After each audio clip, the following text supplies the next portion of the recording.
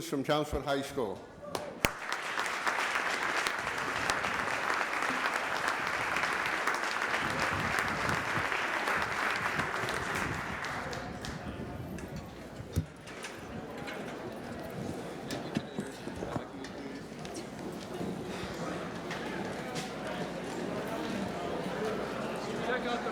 Testing, 1, 2, mic test. Testing, 1, 2.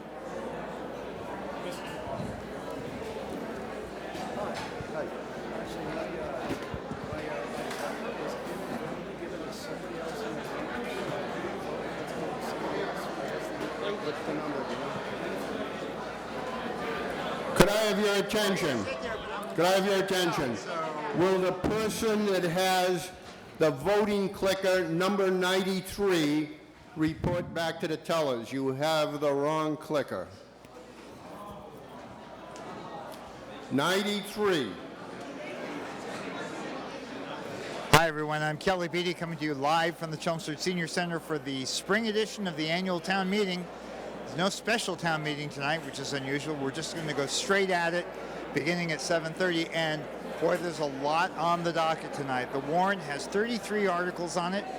According to moderator Dick DeFreitas, I think 3 nights, maybe 4 if things go slowly. I think tonight we're going to proceed pretty quickly. One of the first items on the agenda after reports, which you'll hear and kind of get a sense of the town, is the annual budget, which for fiscal 2014, as approved by the Finance Committee and circulated around, will top out at $110.8 million. That's an increase of about 2.5% over last year. Basically, the budget is a level funded budget. There's not a lot changing, except that this will be the year that we renegotiate contracts with town employees. Embedded within that is the school department budget, which will rise $1.4 million, or about 3%, topping out at $49.3 million. Also, the capital spending budget will be $3.3 million this year. That's an increase of about 15%. That's to fund, among other things, a new fire engine, the replacement of some sidewalks and roads, and about $2/3 of $1 million of new technology for the schools. Interestingly, this has been approved by the Finance Committee, but it wasn't unanimous, and I'm sure some of that will come out tonight. The budget, of course, is just one of many warrant articles. I think there are a couple of things I'd like to point out for you to keep an eye on for later tonight. One is that there is a great deal of money being spent on Community Preservation Committee funds. There are 4 warrant articles, 15, 16, 17, and 18, which together, looking over it, will spend more than $3 million of those CPC monies. And according to Paul Cohen, that will leave about $500,000 in that. These Community Preservation Committee monies have been very helpful in the past few years to develop projects that otherwise would not be funded here in the town. One of the things you'll see it requested for example, is to partially pay for turf, AstroTurf, artificial turf football fields at the high school and at McCarthy Middle School. So keep an eye on that. And the other thing I want to bring to your attention is that there are not 1, not 2, but 3 citizen petitions coming up at the tail end. We're not going to get to those tonight, I'm sure, but those have been brought by Roland Van Loo and Jerry Lowe to try to change the way that some of the aspects of the town some town aspects are run. For example, the Zoning Board of Appeals, the idea would be that it be elected instead of appointed. So behind me you hear and see Paul Cohen, who's the town moderator. He's going to be largely in the driver's seat tonight. He's the one who's going to be presenting the town budget and most of the major articles that will be presented. All of these have been approved by the Board of Selectmen to be included on the warrant, though we don't actually know how the boards will vote until the time comes. In most cases, it'll be affirmative. We have the Board of Selectmen, which has at least one new face on it, Jenna Askenberg. The School Committee, which has at least one new face on it, 2-minute Barbara warning. Starr. and the planning board, which also has some new blood on it. So we're looking forward to an interesting night. This is the third year that moderator Dick DeFreitas has been at the helm. There's been a lot of maturation in that time. One of the things you'll see tonight is that he and the town clerk, Honorina Maloney, have introduced a form, as it were, kind of a worksheet for introducing amendments to any of the town meeting articles that you see come before you. So I'm going to turn it over to Dick DeFreitas, who, as a rule, starts these very promptly at 7:30, and we're looking forward to an exciting evening here from the Chelmsford Senior Center. Please stay tuned.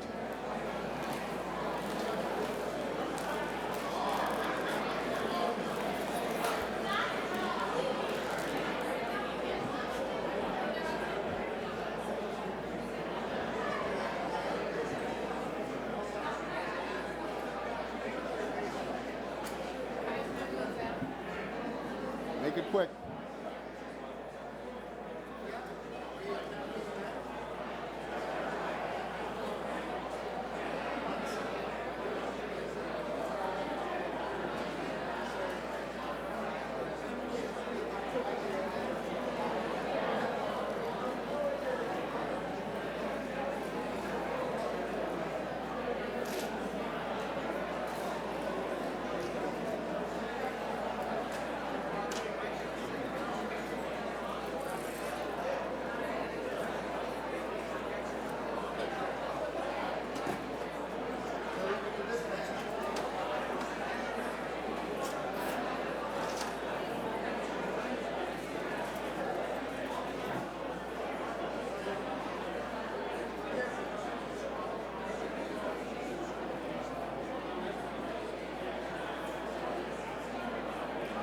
Please take your seats.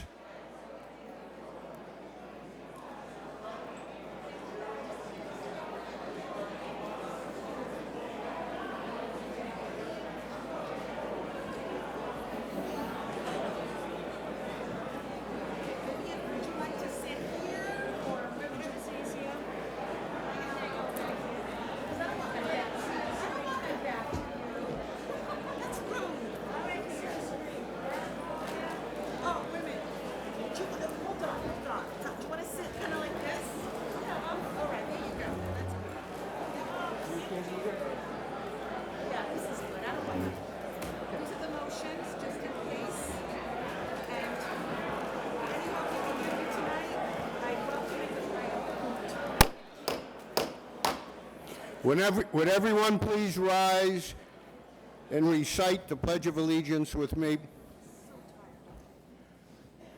I pledge allegiance to the flag of the United States of America and to the republic for which it stands, one nation, under God, indivisible, with liberty and justice for all.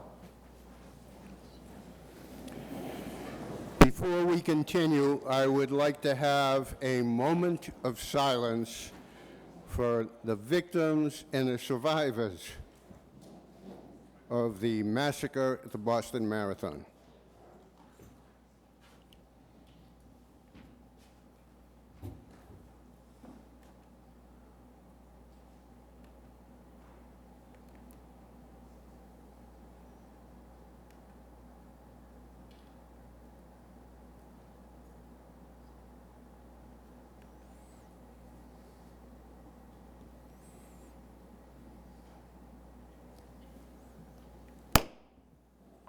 Thank you.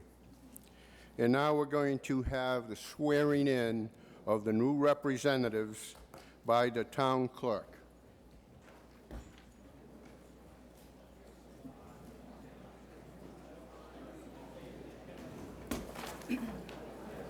Thank you, Mr. Moderator. At this time, I would like to ask for our newly elected and re-elected town meeting members to please stand. Okay. You will be repeating after me. Kindly raise your right hand, please. Thank you. I, and state your name, do solemnly swear and affirm that I will faithfully and impartially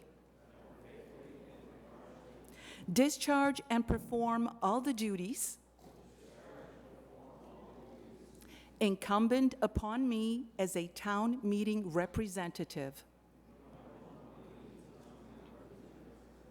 according to the bylaws and charter of the town of Chelmsford, the laws of the Commonwealth, and the Constitution of the United States. So help me God. You have been duly sworn. Congratulations to you all.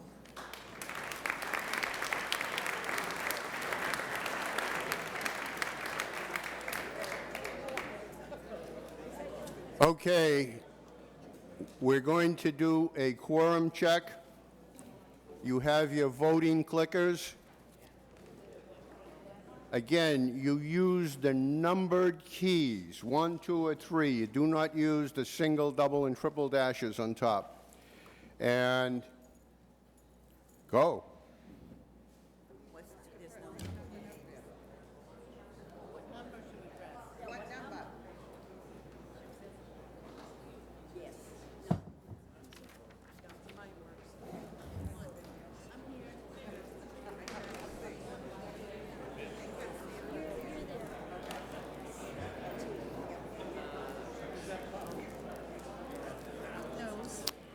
Okay, it appears that we have a quorum. How many people are present? 117 plus 11 Why are there plus no's? 7. Okay, so that's more than, so it's one, 135. so 120, Quorum is 82. I understand, but I want to put the number present, so that would be 135? Yep. Okay. I'd like to point out the fire exits, the 2 towards the front on the left and right, and 2 about 3/4 of the way back from the stage.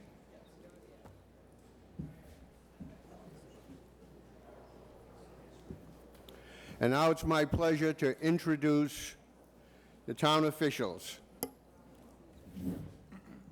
I'm Town Moderator Richard DeFreitas, Town Manager Paul Cohen,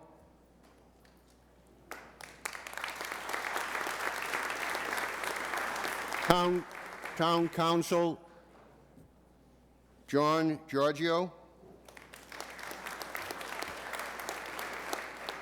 Town Clerk Onorina Maloney,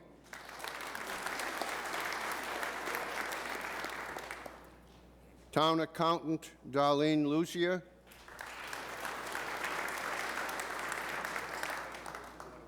Town Treasurer John Souza,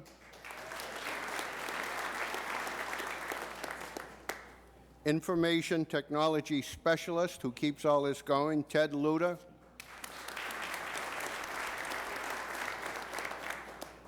Finance Committee, Patrice Garvin, and she will introduce the remaining members on the Finance Committee.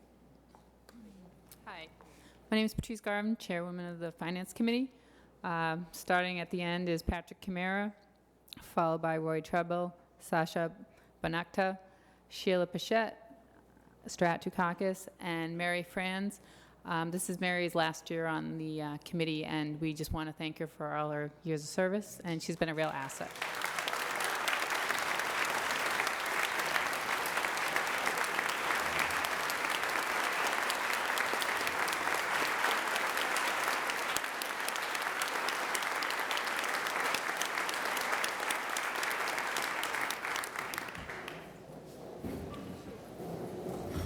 Board of Selectmen Chairman Matt Hanson, and he will introduce the members of the Board of Selectmen. Thank you. We have our Vice Chair, Pat Wojcik, our newest member and clerk, Janet Askenberg. We have also George Dixon and Jim Lane.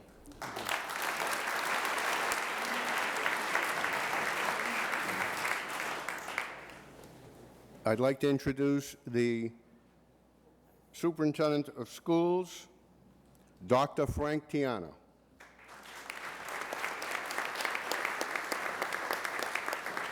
And the School Committee Chairman, Mike Rigney, who will introduce his members.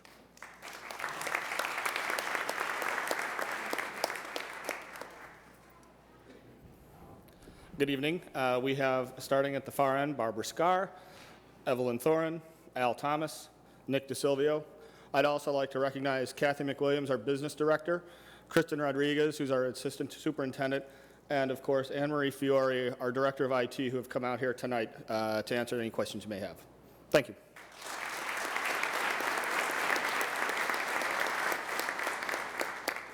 We have some people that are on the docket to speak. They are not residents of town. I'm going to read off their names and ask for your permission for them to speak. Kathleen McWilliams, business manager for the schools, and she's a presenter. She's a resident of Amesbury, Massachusetts. Could you please stand? All those in favor, please raise your tickets. Opposed? Next one is Anne Marie Fiore, Director of Technology. She's available for questions. She's a resident of Methuen, Massachusetts. All those in favor? And Kristen Rodriguez, Assistant Superintendent for Curriculum and Instruction, and she's available for questions, resident of Woburn, Massachusetts. Please, oh, she's standing. All those in favor? Thank you.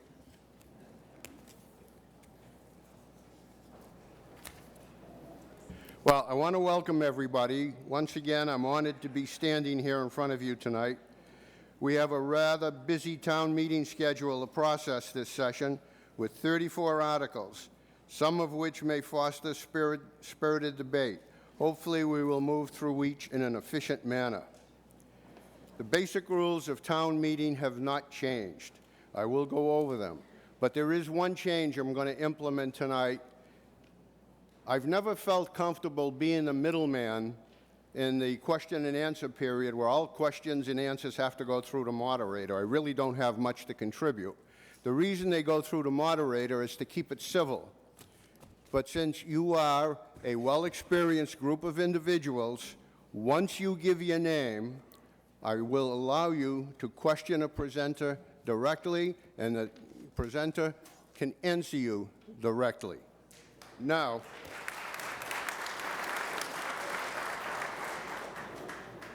you must address officials by their titles, no names, especially first names. And during the question and answer period, there will be no cross-examination of the presenter, no argument.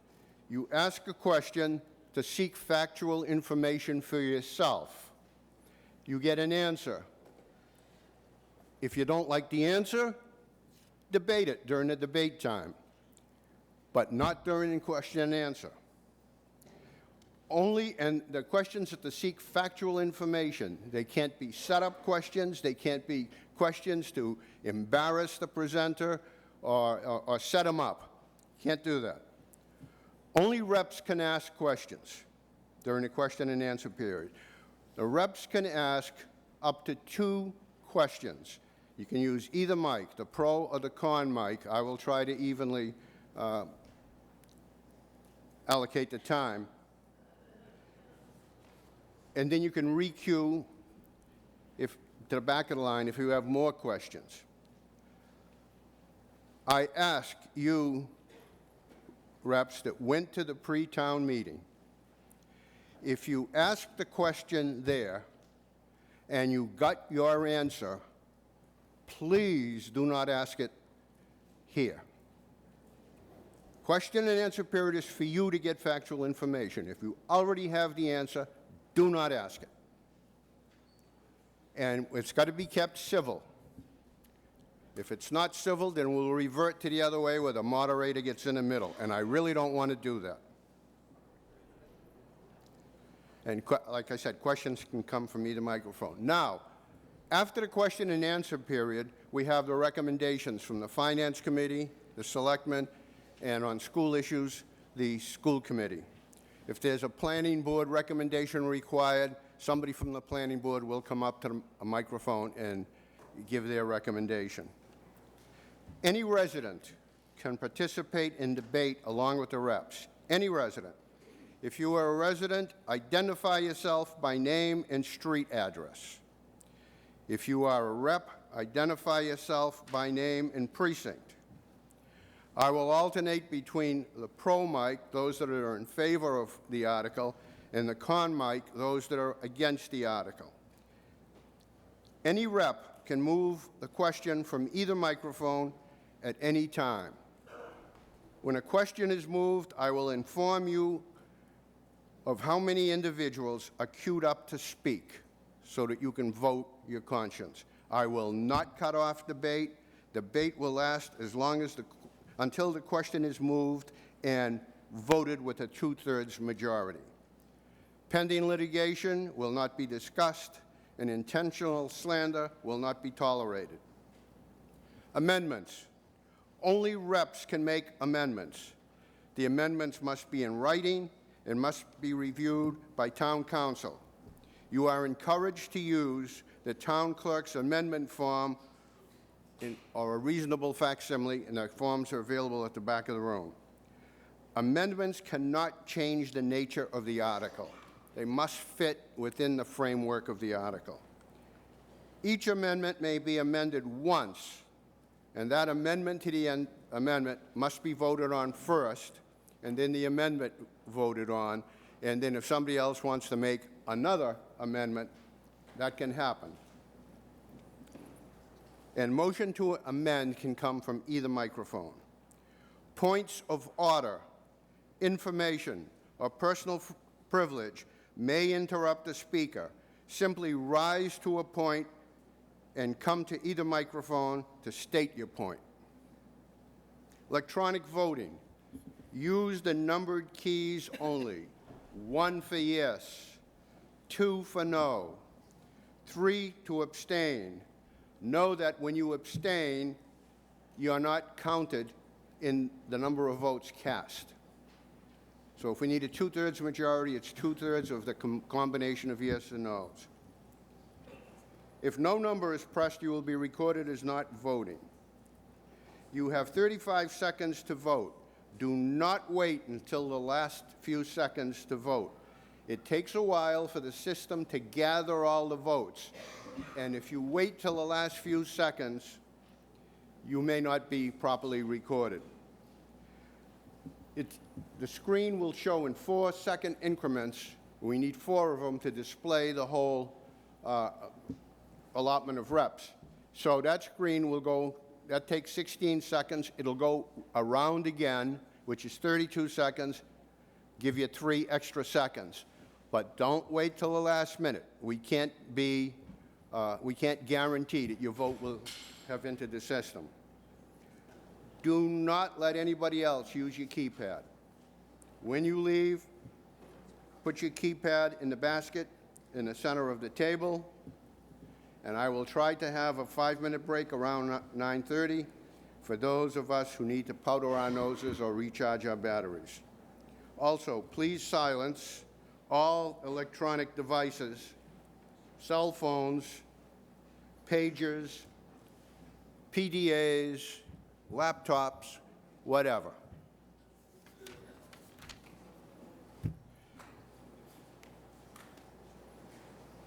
Okay, we have here the warrant.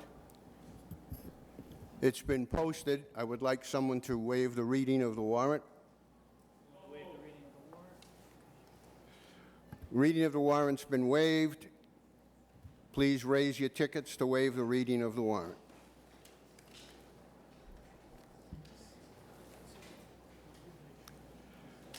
Article 1 is reports. Does not require a vote. Mr. Town Manager. Thank you, Mr. Moderator, and good evening, everyone. First, I want to just speak at this moment. I wanted to really let you know that I'm honored to be here this evening, and quite frankly, I'm excited to be here this evening. As the moderator noted, we got 34 articles for your consideration. It's rather a lengthy warrant in terms of what we may usually see at a spring annual town meeting, but I think we've got a lot to present out to you. I think you'll recognize the efforts of the volunteer committees and professional town officials and public officials that have worked over the last few months, or in some cases for a couple of years on some of these projects for your consideration.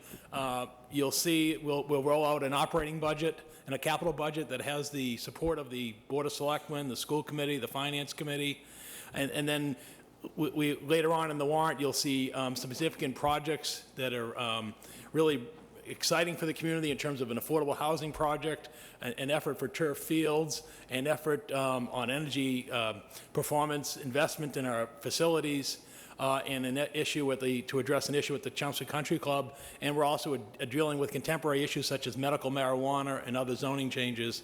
Again, there's a lot on here. We anticipate that the town meeting session may take 3 sessions. Therefore, in the materials that you printed out, that you received this evening, you'll see it only goes up through approximately, I believe it's Article 16. We anticipate, the reason for that is we anticipate perhaps there may be an effort for an early adjournment this evening because our town clerk and a number of town meeting reps are involved in the election that takes place tomorrow morning. So therefore, when you come to the second session, we'll have a new handout that will be where we leave off, and then what we anticipate into that session. And then, as we said, we anticipate it could take a third session next Monday evening. So with that, we'll get started, and I'll make every effort to move my remarks and those presenting by the town in an efficient manner, and then obviously answer any questions that you might have. The first article is noted from the town moderator is to hear reports of town officers and committees. This evening, we're going to hear 4 reports. The first one is Mark Grant, who is the driving force behind an exciting solarized Chelmsford program that actually would benefit you as homeowners and as businesses in the community. Second, we'll hear an update from Patrick Maloney, the chair of the Permanent Building Committee. Tremendous strides and a special announcement at the end of that we can all be proud of as a community in terms of our efforts in our municipal facilities. And then moving off from that, we'll hear from Linda Prescott of the Historic and Cultural Preservation Plan Committee. And finally, Kathy Cryan Hicks will present a report on the Cultural District Planning Committee. So with that as introduction, I would ask Mark Grant, the chair of the Solarized Chelmsford effort, to come up here and present a program that we were selected as one of a handful of communities in this project. And Mark, you can come up to the microphone here, and you can see your display is right there in front of you. You just hit that button.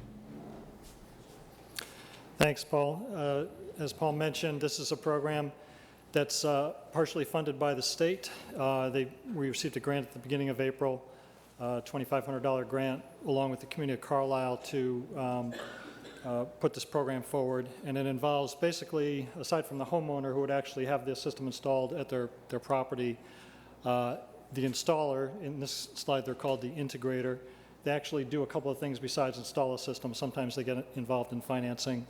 The community, that's who I represent. It's any volunteers who are willing to put time forward to help with education and outreach to the community. And the Mass CEC, which is the state program that's providing the funding. Who is Mass CEC? It's a state agency that's involved solely in championing green energy or clean energy. In this case, it's mainly solar and wind. They do a little bit with biogas also, but solar and wind are the 2 things. And this particular grant is just aimed at solar energy. It is a program that's actually funded in part by ratepayers. There's about 30 cents on average every month that the ratepayers put into this program. How does it work? This is a typical installation. Actually, a rooftop installation could also be a ground-mounted installation if you don't have a property that's suitable for a rooftop, if your house doesn't face in the right direction, or if you have tree shading that can't be corrected by tree trimming. But in either case, the solar panels face pretty much south, get as little shading as possible. You produce electricity during the day mainly, spin your electric meter backwards. Essentially, you're getting a credit, and then at nighttime or other times when you're using more energy than you produce, your meter goes forward. So this credit that you get by spinning your meter backwards is something you can carry over from month to month it's not zeroed out at the end of every month. So it's something you can actually, when they install these systems, they usually shoot to size it so that it produces about a net zero. You're not making more electricity than you actually use. Why are we doing this in Massachusetts? Well, a lot of it has to do with Governor Patrick's goals, and he has been a champion of green energy, solar in particular. He set a goal of 250 megawatts 3 years or 4 years from now that we've actually almost met already. And I think there's about 243 megawatts installed already. Why does it make sense for Massachusetts? Basically, this state is at the end of a lot of pipelines for gas, oil, coal. There's nothing that we use for energy that we actually produce here. So it makes sense to use things like wind or solar that we do have available in the state.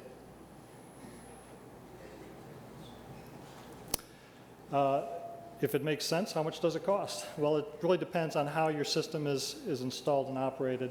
There's a couple of different ways of financing this, and it also depends on how much solar energy you're receiving. So it depends on things like shading. But usually these systems are put in two different ways. One is where you buy the system, so you are the owner.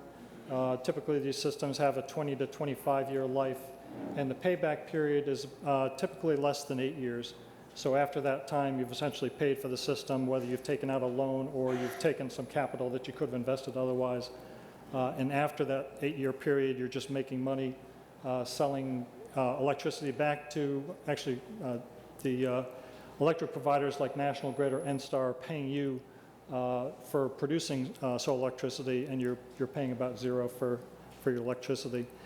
The other way of financing this, a typical way, is a leasing arrangement where you don't advance any money up front, or if you do advance some, it's a small amount to essentially lock in an electric rate. And in this way, you don't really have to make a big capital commitment. Somebody else owns the system. You're essentially leasing them space on your roof to run the system. So there's very little upfront cost. And typically you get a pretty good discount over the rate that you would be paying to National Grid for conventional energy. How to get started. This is a program that we're just getting underway. As I mentioned, we got the grant at the beginning of April. There's some information that's starting to come out on the town's website, and this is a good place to check back as we get more information. We'll post it here. You can also sign up for information via email. There's a web address here. It's solarize@townofchelmsford.us. And if you want more information, you can just email me there, and I'll put you on an update list and try to answer any questions you have. There's also a phone number here you can reach me at. The first of many events, and this is kind of a condensed program. The state sets this up as a very short 6-month program. They do a number of these across the state, and then they're trying to get people to react as quick as possible and kind of build momentum within each town. So we expect to have a number of events during the summertime, but the program will be over by the end of September. The first event here we're planning is May 15th. It'll be at the beautifully restored Chelmsford Center for the Arts in downtown at 7 to 9 p.m. on Wednesday, 2 weeks from this Wednesday. And that event is actually going to be presented by Mass CEC, so if you have detailed questions about how the program is run, you can get answers there. But I'm happy to take any questions you have now. Thanks. Thank you, Mark. And I'd like now to invite to the podium Pat Maloney, who's the co-chair of the Permanent Building Committee, to provide an update on a number of municipal building projects.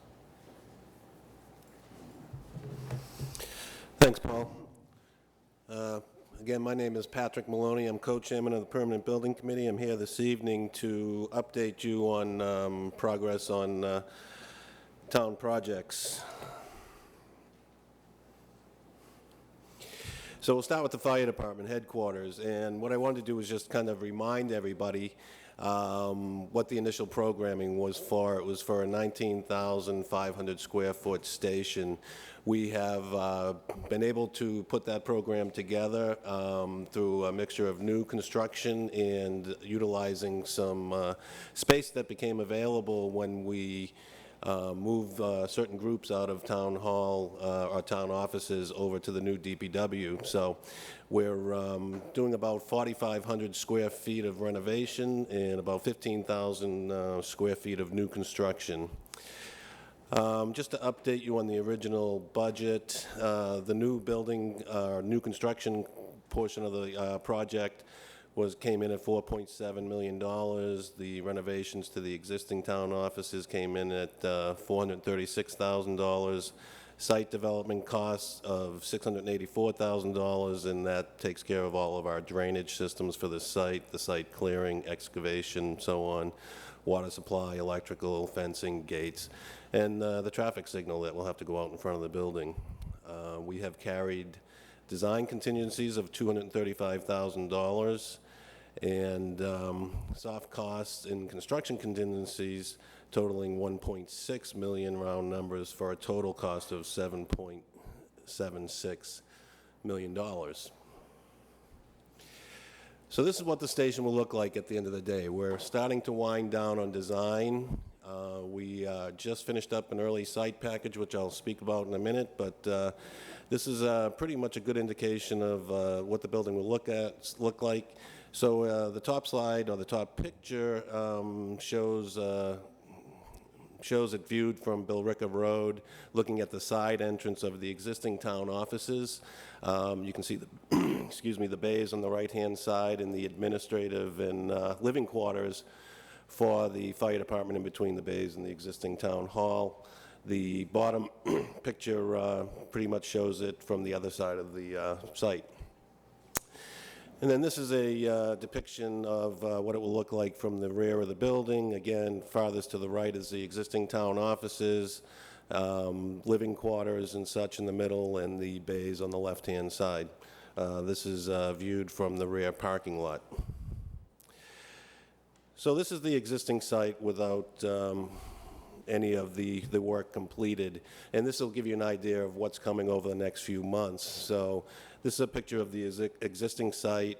As we go forward, we'll start to develop a rear parking lot, the new fire department headquarters, and you can see the area on the lower level of town offices that will be renovated for administration of the fire department. These spaces will be connected by a bridge over to the station from the administrative offices.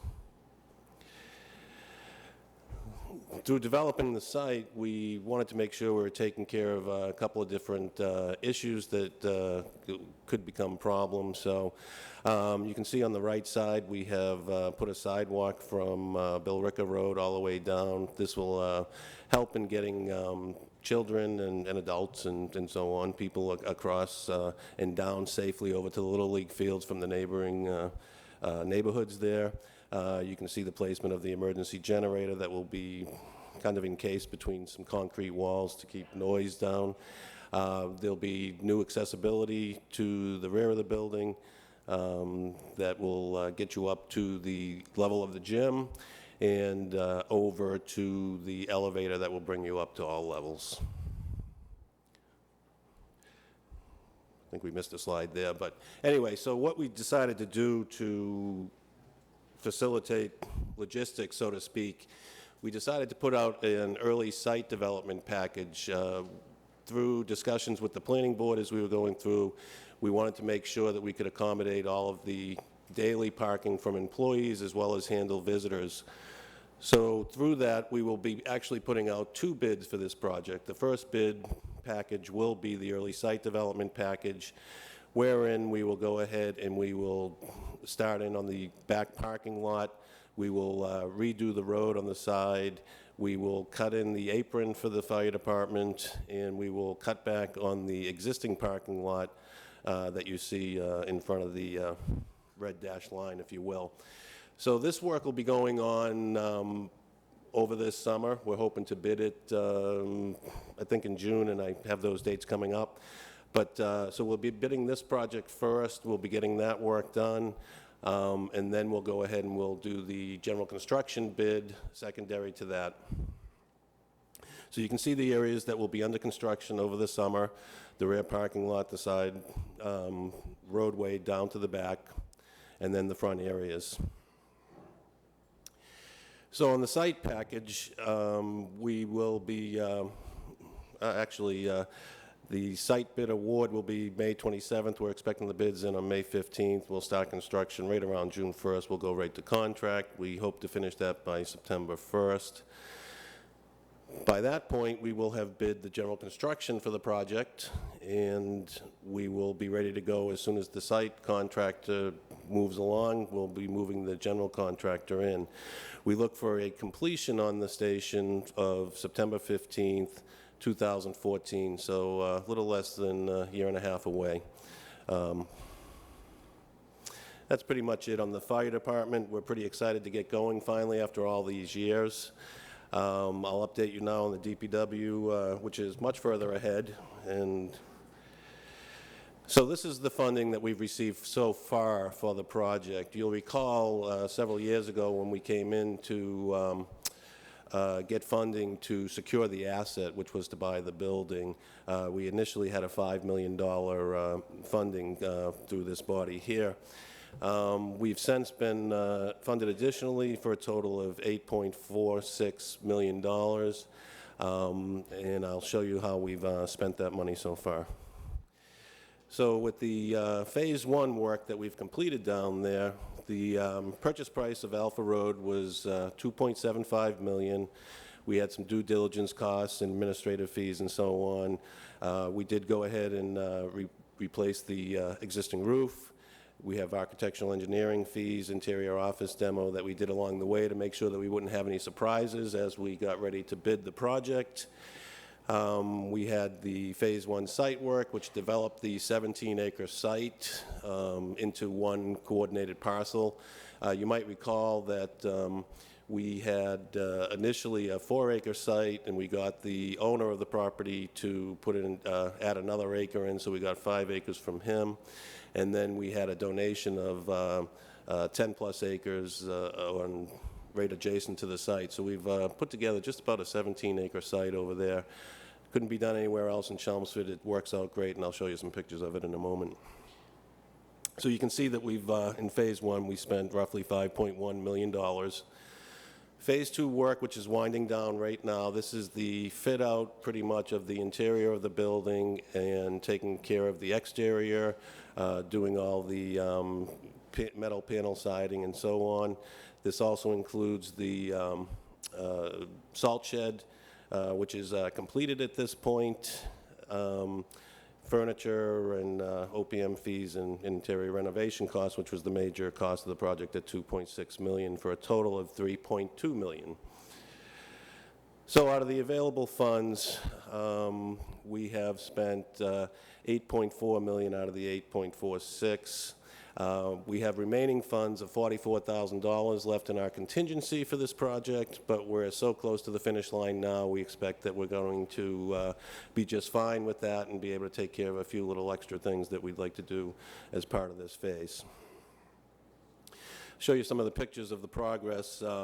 This was the initial Phase 1 site work package. You can see the level of drainage and structures that we needed to put underground to handle the site. Again, some of the retaining walls, gaining access to the areas out back where the storage shed is. You can see it was a pretty rough site before. And there's the pavement going down outside. This is all part of Phase 1. Take you through quickly. You can see the curbing going in, all the guardrail going in. And there it's pretty much completed. This work was completed last year. We have a little bit of landscaping that the contractor owes us from last year that he'll be completing in the next few weeks. And the Phase 2 renovations and the salt shed progress photos. So the before picture says it all. It was an open warehouse. On the right side, this shows, this was a picture from last week. This will be the main office bullpen, if you will. The main entrance to the building is back where the window is at the back of the photo there. So you can see it's coming along. This is pretty much what it will look like. We'll have open ceilings with some clouds, just different ways to save money. It's very utilitarian, but we think it's going to look great. You can see the side of the building. This is, again, a picture from last week. The bottom right picture shows the main entrance with the canopy over it. That replaced all the overhead doors and shipping doors and so on, so you can see that the building's really starting to take shape. Again, this is a picture of the lower roof area. It's going to be beautiful when it's done, but it shows you the progress going on down there. Again, another before and after shot, so you can see that you can start to get an idea of what the metal siding is going to look like with all the new windows. Picture of the new salt shed that was completed 2 weeks ago, so another piece of the puzzle done. We will start to put salt in there this summer and actually utilize the whole site. We will be moving in June of this year. So the groups going over in June will be engineering, the DPW administration, facilities administration, highway, sewer, and parks. All those groups will be leaving town offices, creating the space necessary for us to go in and do the renovations for the fire department administration as part of that project. So this has worked out very well. They will be well clear of the construction area prior, and it gets rid of a lot of the parking, I guess, employees during the course of construction. So that'll help us out tremendously. But we're all excited to get them moved in. It's been a long time coming, so real happy about that. So you'll recall I spoke a little bit earlier about the overall project. When we came to request the funding for securing the asset, we pretty much explained to this body and the rest of the town that we were looking at a $13 million proposal overall to buy the building, get the adjacent property, develop the site, and so on. So per the previous slides, you can see that we've spent about $8.4 million, but we still have a ways to go. We have what we broke into 5 remaining phases. These are in no particular order. It's hopefully going to be funded in some way or another over time, but we'll be back. And I did want to remind everybody that this is an ongoing project, and we do have some more phases to complete there, and I'll just go over those quickly.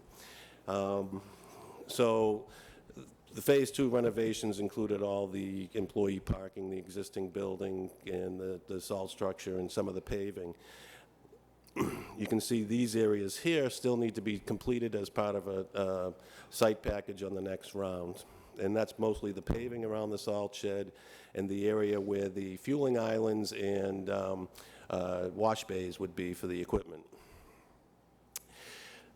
A depiction of the floor plan of the building. The area in pink and blue is the work that's being completed now, as well as all the ventilation improvements for us to allow us to get the equipment into the building and secured and out of the weather, which was one of the big reasons for doing this project.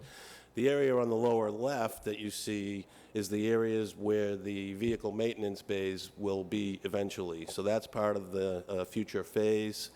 So that work is yet to be complete, but in the meantime, they can operate out of here. They'll just leave the vehicle maintenance bays, the 2 bays up at Richardson Road for the time being until we can get that work completed.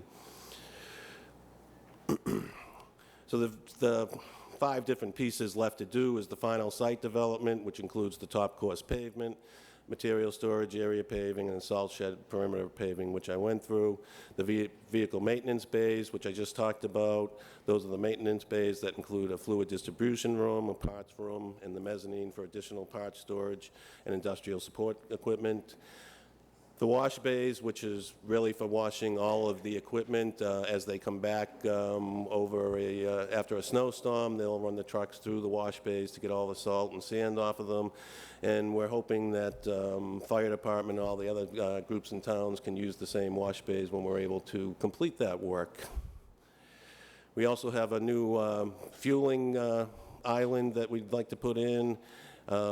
This will be above ground storage tanks for diesel, concrete fuel island and canopies, and the utilities and paving that go with it. And then the final office renovations and the salt storage shed addition. We kept the size of the salt shed a little bit small because we were able to reutilize the salt shed up on Swain Road. So we have enough capacity at this point, but if our needs increase, we can certainly add to that. But the rest of it is for the final office renovations, and that comes in around $900,000. So you can see that the Phase 1 and Phase 2 work, which is just about completed, both phases, and then the addition of the final phases would total right around $13 million. So we're on track for where we thought we would be. The project's going very well, and again, we're excited to get everybody moved in and get underway on town offices. Before I get to this, I just want to speak quickly about the country club project that'll be coming before you most likely Thursday night. I don't think you'll get to it tonight. I won't be here Thursday night, but I did want to speak to how we put the estimate together. I'm not sure if everybody's aware, but there was a function room on the back of the building that was pretty much built on what was a deck at one point. So they came in, there was no real foundation to the property. The addition was not secured well to the building, and after a structural analysis last year, it was determined that that structure needed to come down. So the facilities group moved ahead to get that structure demolished, and the building got buttoned back up. But right now, we just have the bar area for anybody that's familiar with it, and the area below. So we went out and we looked at 3 different options that were brought to us by the team that was looking to put this together. The first one was to tear the entire structure down and come back with a modular type building. That cost come in around $500,000. Another option was to pretty much not put the function hall back and just put a deck on the back and repair the facility to bring it up to date. That was about $150,000. And then the final option, which will be presented to you during the course of this meeting, is replacement of the function hall and upgrading of the facility, wherein we would do new windows, we would upgrade both bathrooms to be totally ADA compliant, reside the building, re-roof the building, and have the building so it's in good shape to go forward, 25 to 50 years. So the cost for that came in at $350,000. We went out, we got 2 conceptual budget estimates and from 2 DCAM certified contractors. We looked at them thoroughly, reviewed them, went through them, and one was closer to 400, one was closer to 300. We averaged the 2. It came in slightly over $350,000, but we feel confident that we can get the project done, all the architectural and engineering design, and the construction for the $350,000, which would, again, give us pretty much the same function room back, but it would also update the building to have everything meet ADA requirements and energy requirements and so on. So just to give you an idea of how we came about to that cost, because I won't be here, but I'm sure Gary will be here to answer any questions, should anybody have any questions when that article comes up. So the good news that Paul spoke about earlier, which we're always happy to report, and it's great to close on a good note, but Friday we were notified that we were going to be receiving an award from the Massachusetts Historical Commission. It's basically called the Massachusetts Historical Commission Preservation Award for North Town Hall.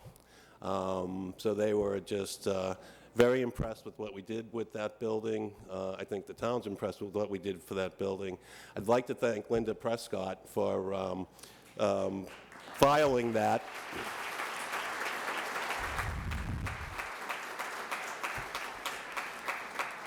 So Linda is the one that filed the application with Mass Historical Commission, and so we were successful, and so we will get the Preservation Award from them.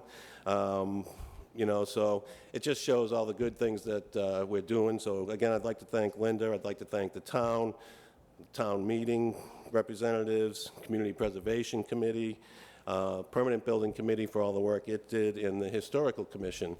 So it's good news, and just shows what the town's capable of, and shows the progress that we're making. And glad to end on a nice, bright note, and another pat on the back for a job well done. So thank you all.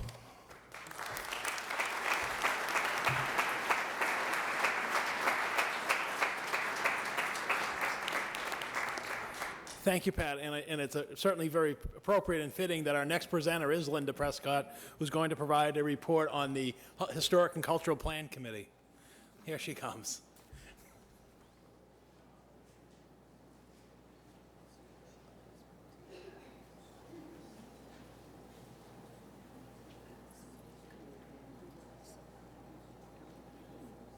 Good evening. Our town residents participating in the 2010 Master Plan initial public hearing clearly voiced their pride in our history, agriculture, and neighborhoods. In all, how our town has retained its historic look.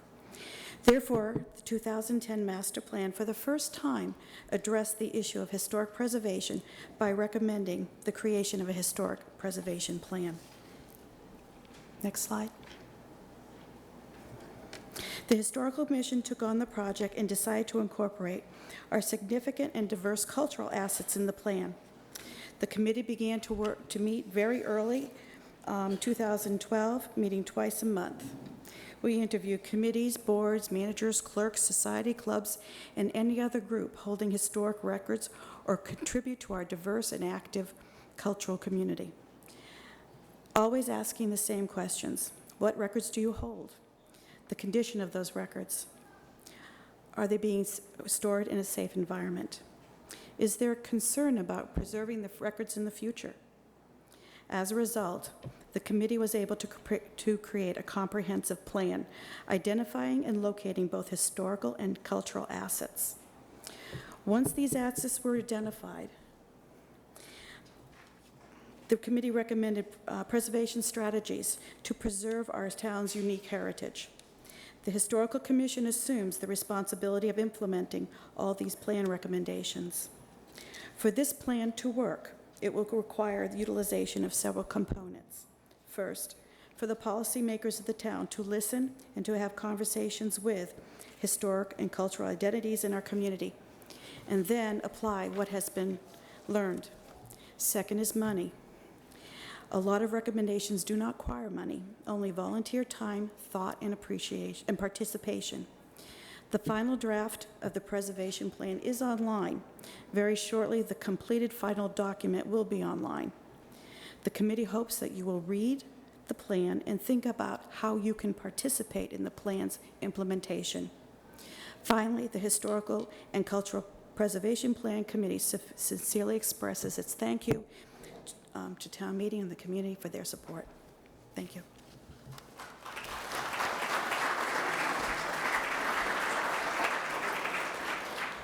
Thank you, Linda. And our final presenter this evening is Kathy Cryan Hicks, who is going to provide a report on the Cultural Districts Committee.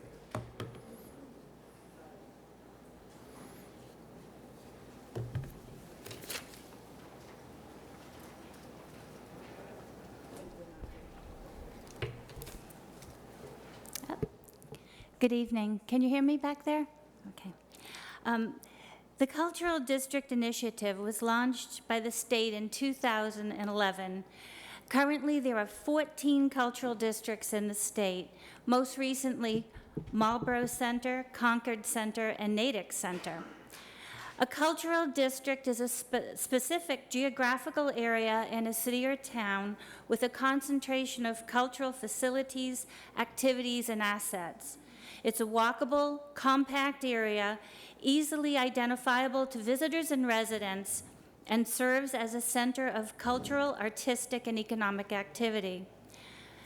Some of the goals of a cultural district are to attract artists and cultural enterprises, encourage business and job development, preserve and reuse historic buildings, establish the district as a tourist destination, to enhance property values, and to foster local cultural development.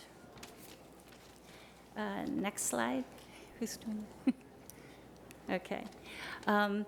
The state requires that a town, after identifying a specific geographical area, must establish a partnership with other organizations and stakeholders. The Chelmsford Cultural Council presented the cultural district idea in a public meeting almost 2 years ago on June 21st, 2011. And then in September, on the 21st, there was a public input meeting. We called it a public arts forum. Representatives from over 20 arts and cultural organizations attended. In November 2011, the Cultural Council presented the idea to the Chelmsford Business Association. And in Chelmsford, the obvious cultural districts to us were the Center Village and Vinyl Square. The Center Village is anchored by the Chelmsford Center for the Arts and the main library. Within that area is the town common and many businesses. The partners for the Center Village are the town, the Cultural Council, the library, the CCA, the Chelmsford Business Association, and the Chelmsford Friends of the Library. And North Village, the partners are the town, the Cultural Council, the McKay Library, the Community Center, Senior Center, and again, the Chelmsford Business Association and the Friends of the Library. Okay. Next slide, thanks. Our committee currently is forming a mission and setting goals, and we're finalizing the maps. Just to note, businesses that are outside of the district can still participate in the cultural district. They'll be included in publicity and outreach. We are finishing up the application for the center, and we're working on the application for the North Cultural District. We have also been working on a website to promote both districts. We hope both applications will be done by the end of May or June so we can make a presentation to the town in probably June or July. And we will be filing both applications at the same time for North and Center. Over the next several months, we hope to get everything into place so we can ask the selectmen for a resolution to show Chelmsford's support for the two districts. We need the resolution from the town to show that it supports the cultural districts, and then we can file our application with the state. Mass Cultural Council will set up a site visit, and probably within 3 or 4 months at one of their board meetings, they'll make a decision. Now, if they approve the districts, one or both, hopefully both, will receive the designation for a North District and a Center District. We will need to track some data for the state. For example, ticket sales at the CCA or visits to the library, hits on the website, that type of thing. A lot of these things we're already doing. The designation has to be renewed every 5 years. Now, benefits to the town will include an increase in visitors. It will stimulate small business development. And the state will help promote the districts through their website and through signage on highways and some other ways too. Currently, there isn't any grant money for the cultural district program, but there is hope that when the economy starts improving, there might be some grant money for cultural districts. The members of our committee, you can see them up here. We've got Evan from the town, Evan Belansky. I'm on there representing the library and the Cultural Council. Carla Pond and Len Marcella from the Business Association. Peggy Dunn from several committees. Susan Gates from the CCA. Linda Carney is from the Chelmsford Friends of the Library, Laura Lee from the Community Center, Bonnie Rankin from the McKay Library, also the Community Center, Debbie Siriani from the Senior Center, and that's it. And there is a website there, so you can get further information or come to one of our meetings. We meet the second Thursday of each month at 5 o'clock in the library. Thank you.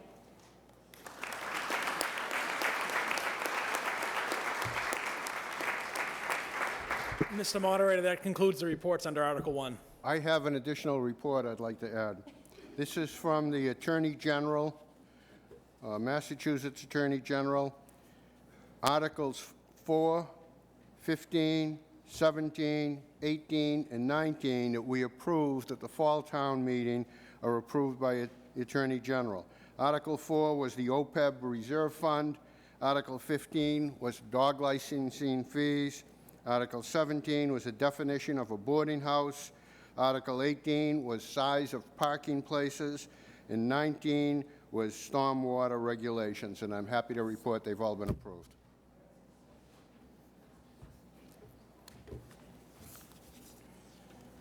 Now we move on to motions.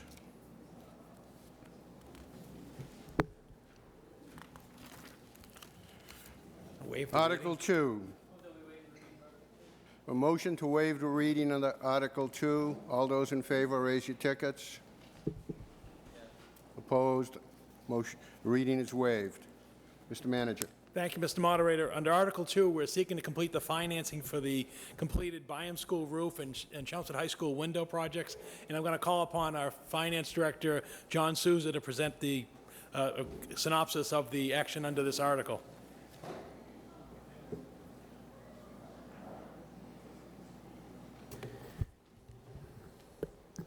Thank you, Mr. Manager. Good evening. It was about 2.5 years ago that town meeting authorized 2 school building renovation projects that were completed through the Mass School Building Authority's Green Repair Program, and those are the Byam School roof replacement and the replacement of all windows at our high school. I'm pleased to report that thanks to the work of our Public Works Facilities Director, Gary Persichetti, and as well as the Permanent Building Committee, both projects have been successfully completed and under budget.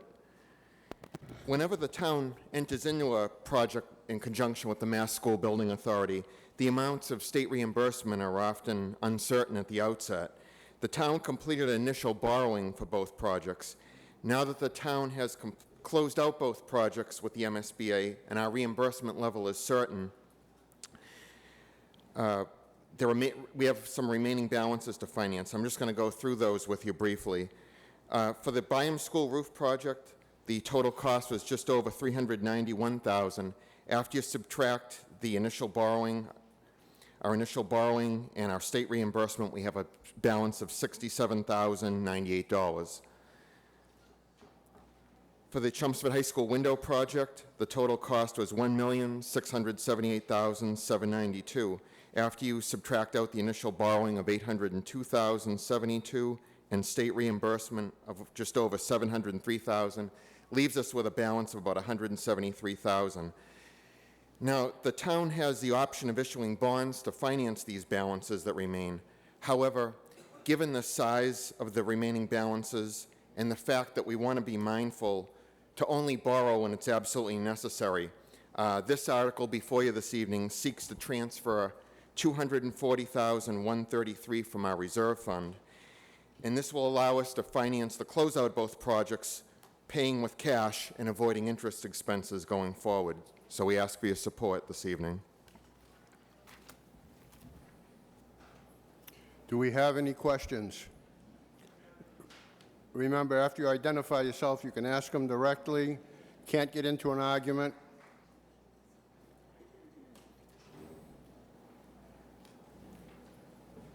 Bob Joyce, Precinct 1. Why wouldn't we, rather than use the money from the reserve, it's from the FinCom, right? We allocate that every year, like $400,000. Why wouldn't we take the extra money that we have in previous capital projects to fund this, rather than using that for other projects that could probably wait until another year? Because I think the total amount we're actually appropriating under a future article is going to be like $3.9 million, and there's about $300,000 in there of unexpended capital. Mr. Joyce, just ask the question. Don't argue the point. I just want to give them the background. Yeah, Mr. Moderator, thank you. I think, Bob, what you're basically referencing is, do we need to spend what we're proposing to spend on capital in a later article? And I think we'll present the case at that time that, yes, we do. As we'll note later on, we've got 26 buildings in this community that we have to care and maintain for, and many of those buildings are in need of attention. Even this building that we're in tonight is over 20 years old, and we believe that we have a sound financial investment plan in our facilities, and therefore we've chosen to fund this from the reserve fund rather than, as the finance director noted, rather than going out and borrowing more money. That's your answer. Okay. I'll come back during the discussion. Okay. Karen DiDonato, Precinct 8.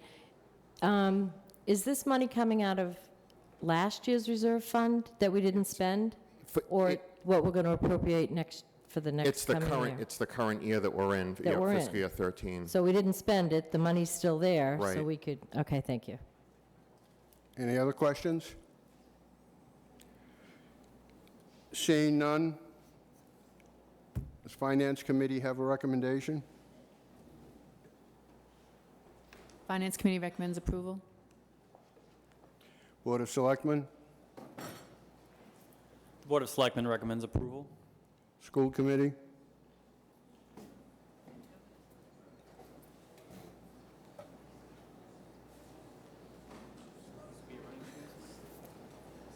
The school committee did not vote on this article and therefore has no recommendation.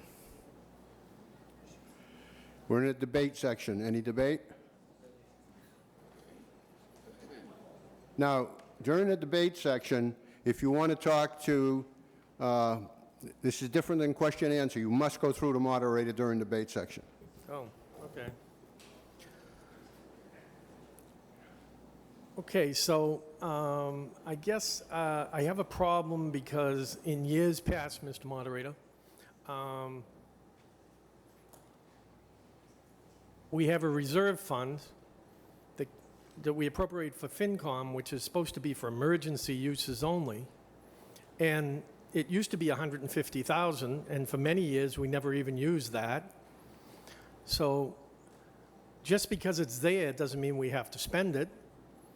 I think this really should be part of the capital money that was originally appropriated and of which we have an excess of right now.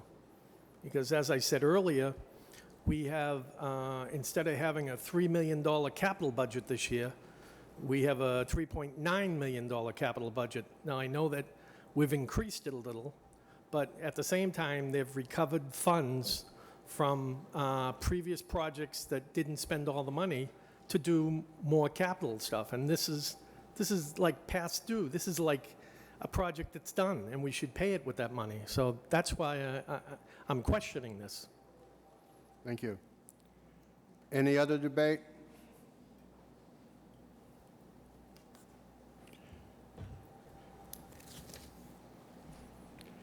Seeing none, use your clickers.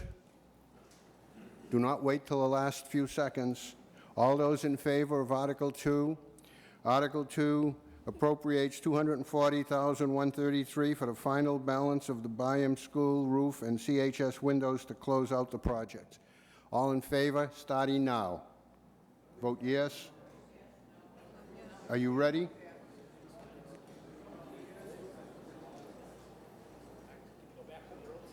Now.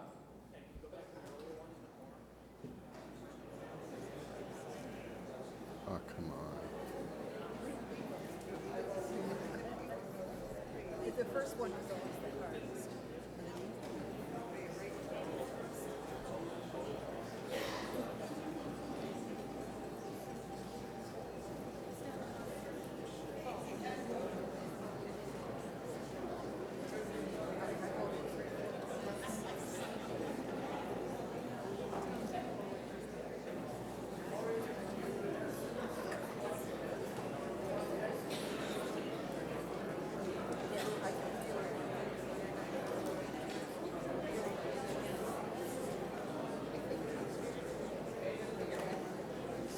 All those in favor of Article 2, raise your tickets. Opposed? Article 2 passes. Article 3.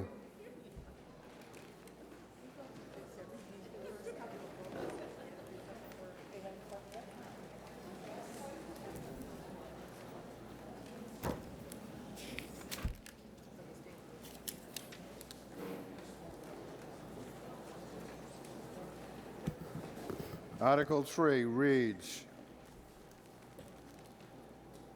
it's from Town Manager Paul Cohn. I move that the town amend the fiscal year 2013 operating budget voted under Article 4 of the spring annual town meeting held on April 30th, 2012, and amended under Article 7 of the fall annual town meeting held on October 15th, 2012 by transferring from the following budget line items.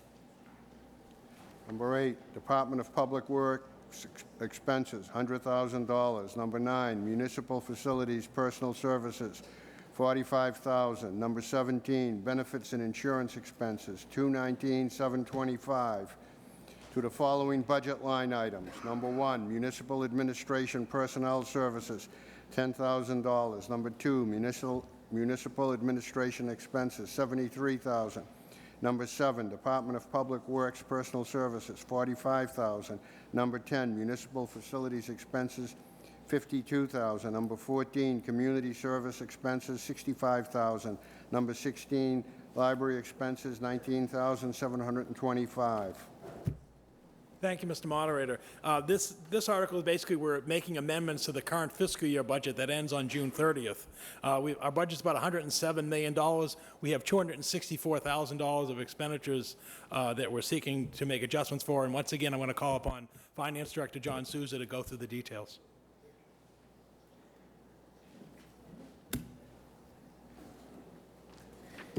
Good evening. Each year, it's common to have some areas of the budget where expenses are run under budget, where they run under budget, thereby generating savings, and then other areas where we have expenses that run a little higher than what we originally planned. And this first slide shows 3 areas where expenses are running lower than anticipated. The first, I'll just touch upon these just to give you a brief explanation. Public Works, solid waste tonnage is actually down, and so the town's disposal costs for our solid waste are also decreased.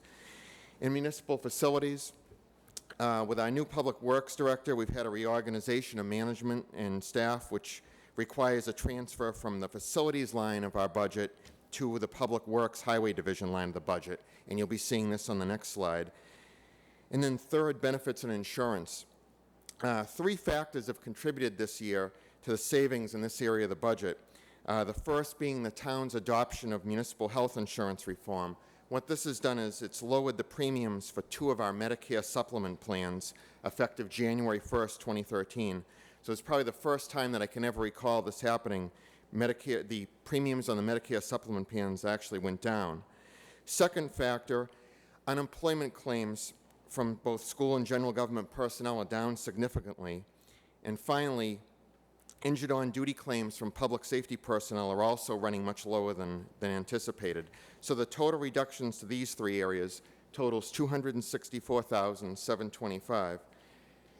Moving on to the next slide, this shows some of the areas where our unforeseen expenses have arisen since we met here last October. The first, Municipal Administration Personnel Services. This is for the town clerk's office, and this is associated with much of the special election activity. With 2 special senatorial elections with a primary tomorrow and then the general Senate election. Also under municipal administration, expenses of $73,000. $48,000 of this is for the cost of running the primary and the other election that I just mentioned, as well as $25,000 for consulting services for our community development department. In Public Works, this is the personnel transfer that I just spoke of from facilities to the highway division. And then municipal facilities expenses, $52,000. Roughly about $24,000 of this is for the demolition of the function room at the Chelmsford Country Club Municipal Golf Course, and the remaining $28,000 is for the cost of some school-related projects. These would include some roof support repair at Center Elementary School, work on the auditorium ceiling at McCarthy Middle School, and the replacement of some compressor tanks at several elementary schools. Next, community services expenses, $65,000. This is all for the veterans benefit line item in our budget. As you would imagine, a greater number of veterans are continuing to return home from military operations in Iraq and Afghanistan, and they're seeking assistance. And our veterans agent, Regina Jackson, has seen a dramatic increase in the number of claims. I do want to remind the town meeting that 75% of the cost of the veterans benefits are reimbursed to the town from the Commonwealth, but we need to appropriate it and pay it out of the town budget and then be reimbursed. And then the final item is library expenses, $19,725. This is for the cost of HVAC system repairs at Adams Library and a small amount at the McKay Library. So to summarize, our total FY13 budget's not increasing.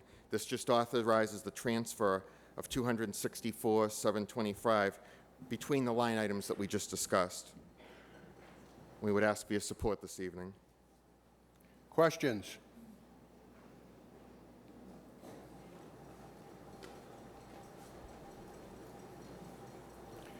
Please identify yourself, then you can ask your question.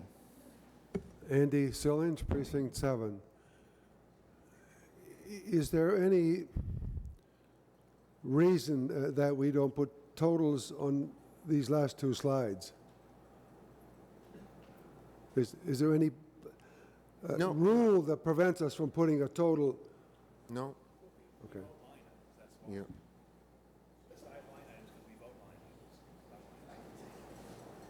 Is there an answer? You know, what we do is we've identified each of the line items in the town operating budget has a certain line number, and so the goal here was to show each, each line item that's being adjusted. Any other questions? Recommendations, Finance Committee? Finance Committee recommends approval. Selectmen? Board of Selectmen recommend approval. School Committee has no recommendation, is that correct? Debate. Any debate? Seeing none, are we ready to, when I see the magic 35, I'll say go. Here we go, go.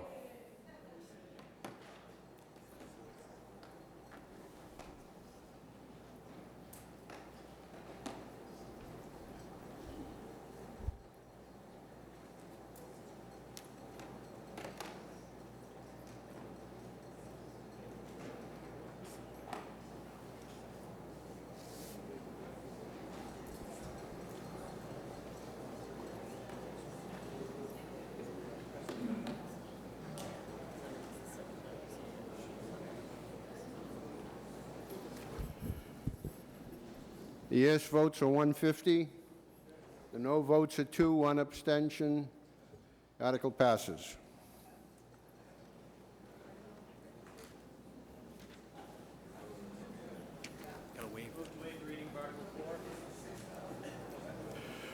Article 4, I have a motion to waive the reading. All those in, raise your tickets. All those in favor?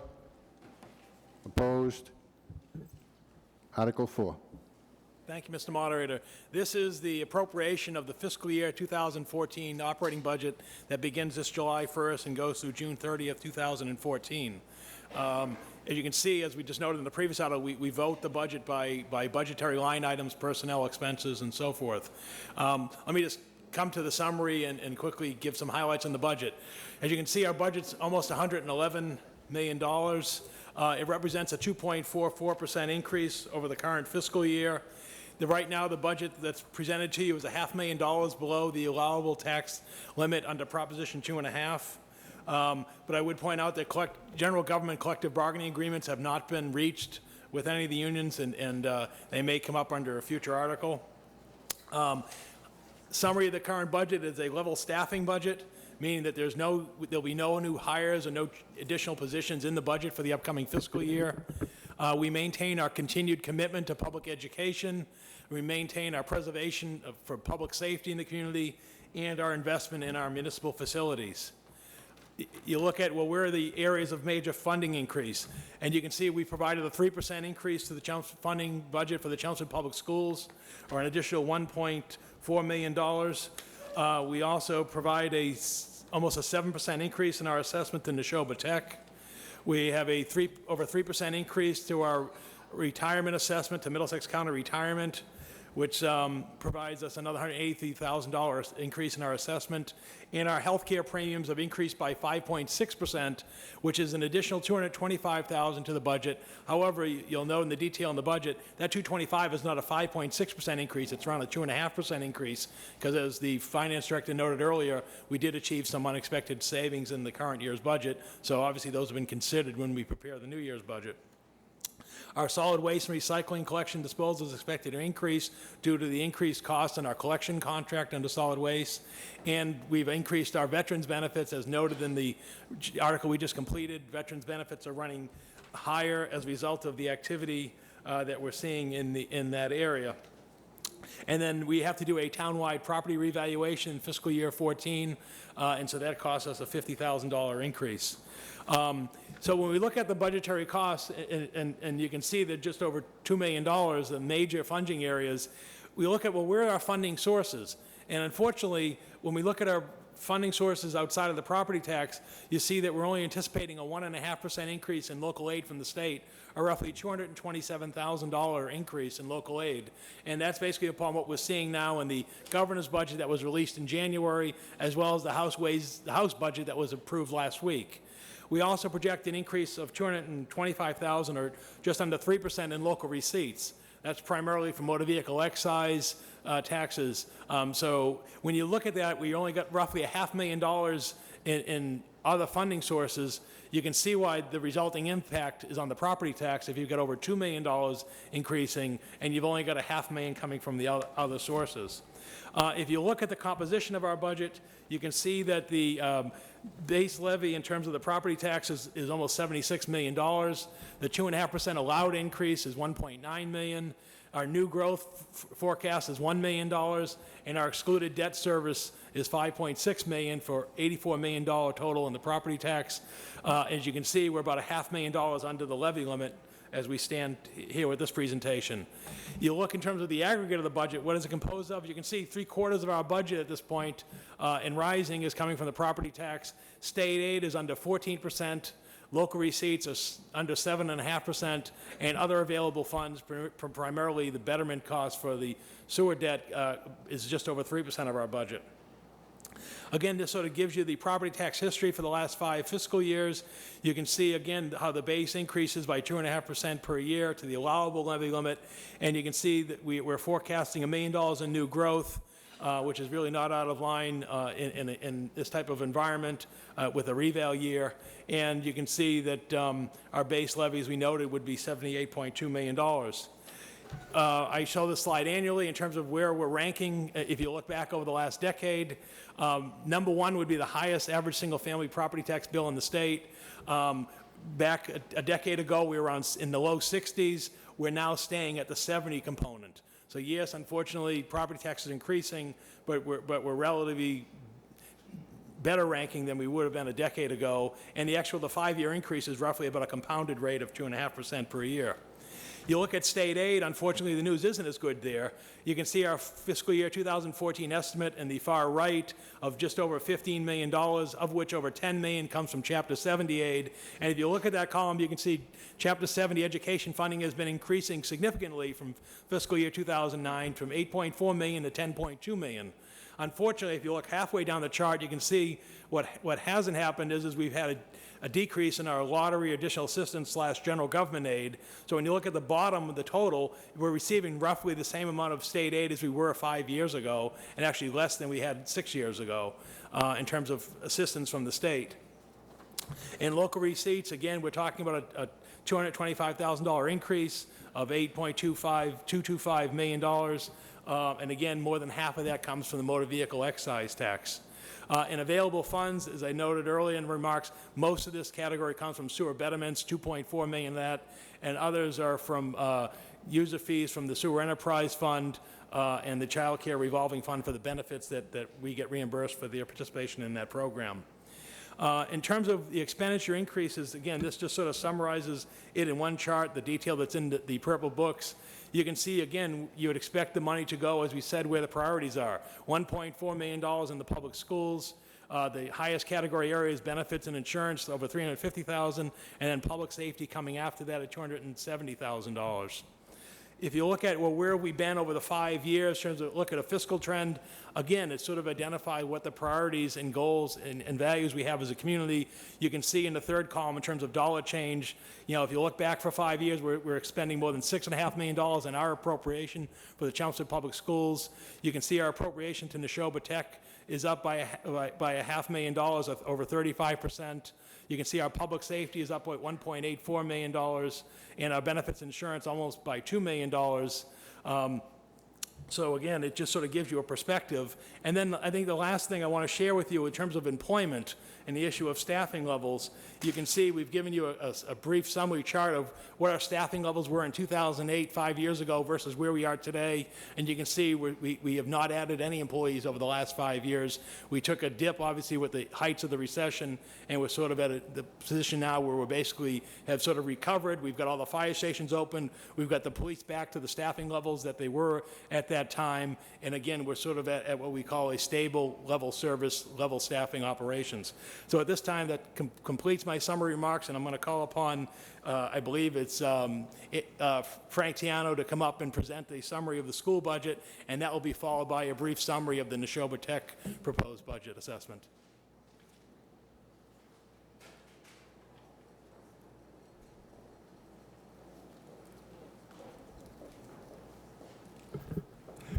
Good evening, everyone, and thank you, Mr. Manager, for this opportunity to provide you with some detail regarding our FY14 budget.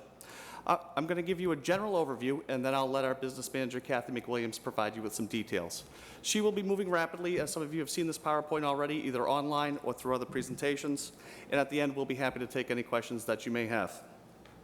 Our FY14 budget is fairly straightforward, as it is level serviced. In order for us to provide the same services to our students and to our families, we will need a 3% increase, which is roughly $1.4 million. As you'll see in the slides, most of this increase will be consumed by fixed cost increases. And as a note, several of our collective bargaining agreements are due to expire this June 30th. As you folks know, we've provided examples over the past few years. We continue to work diligently within our school district and collaboratively with other town departments as well as other school districts to provide savings and service consolidation. With each passing year, there are less and less opportunities for this, but we are committed to providing an excellent educational opportunities for our students and for our families. Again, thank you, Mr. Manager, and the town for their continued support. I'd like to also thank the school committee for their hard work and dedication, and our parents and our local businesses who provide help for us every single day. And a big thanks to our outstanding administrators and teachers. Without all of us working together to provide so many opportunities for our kids to learn and grow, this wouldn't happen. If you could indulge me for a minute, just to provide you a few highlights from this past year regarding the Chelmsford Public Schools. In Chelmsford, our performance at MCAS continues to be exemplary. Chelmsford continues to outperform the state on MCAS in every grade level and every subject area, has made significant gains in some specific areas. For example, in 2012, our 10th graders were 97 either proficient or advanced in ELA. For the second year in a row, Chelmsford was recognized nationally by the College Board of Annual AP District Honor Rolls for significant gains and access to the performance in AP testing. Our SAT math scores, our reading scores, and our writing scores are at all-time highs. Our mean score over the past 5 years in math, for example, has gained 41 points. And that's just academically. As I mentioned earlier, through your support, we're able to provide opportunities that other districts can't for their students and for their families. Regarding our music program, this year, we're recognized nationally as one of 307 districts as one of the best communities for music education by the NAM Foundation. And as you see in our paper on our website and on Chelmsford TeleMedia, our award-winning artists, our award-winning theater guild, our successful athletics, our DECA teams, our science teams are out there competing at the state level, locally, and nationally, representing our town of Chelmsford, and they're doing a fantastic job and making us proud every day. Again, we appreciate your support for helping us provide the opportunities for all of our kids. At this time, Kathy's going to share with you some details regarding our budget. Again, we'll be happy to take any questions that you may have. Good evening. The Chelmsford School Budget was presented to the school committee in February, and it's available on our website under the business office. We had a budget hearing recently, and it's also been on our website.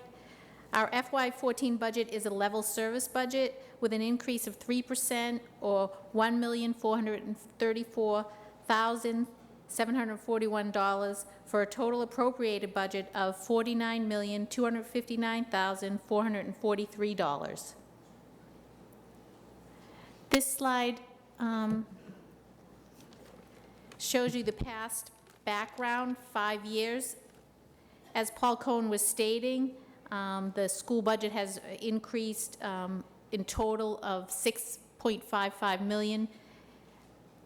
As you can see over there, $6.1 million. His number has, I think, the increase in benefits. But I think his point was to show you that the school budget increases, but the state aid doesn't. So for us, we have received more Chapter 70, but it's pretty much flat, and the town still continues to support education at the same rate of about 79%. Also on this slide, I want you to note that the enrollment has been declining. In the past 5 years, it's gone down 137 students. We also try to keep our FTEs level funded because that's what we've been directed to do by the town, and that's what we come back with.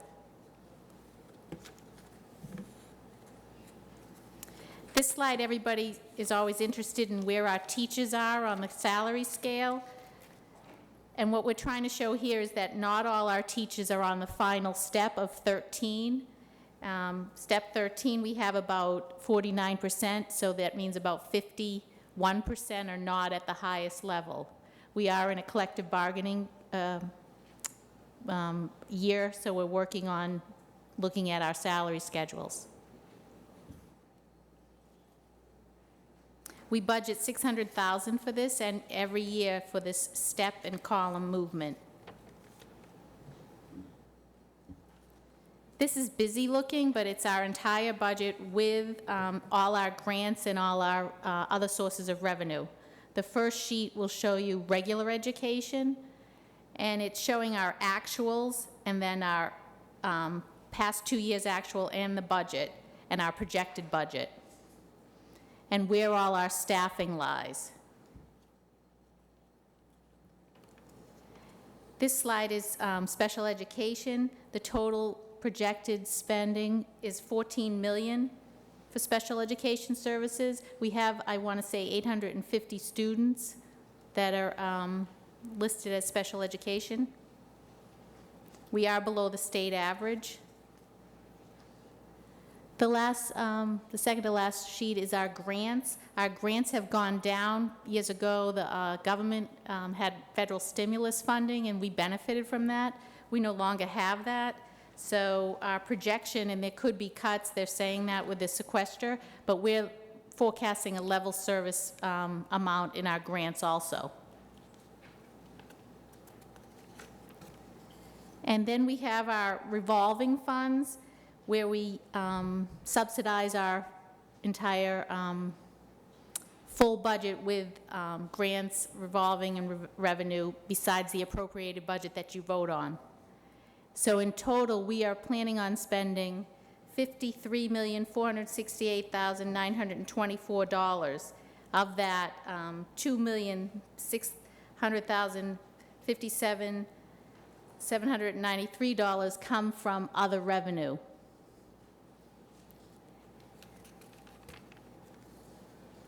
This slide is our 5-year forecast. We attempt to forecast at about 3.5%, because that's what we're finding that the town thankfully gives us. But at some time, and we can see that right now in FY13 and FY14, we're not keeping up with other things that are increasing. So we do feel that we may need sometimes more than 3% to manage our budget.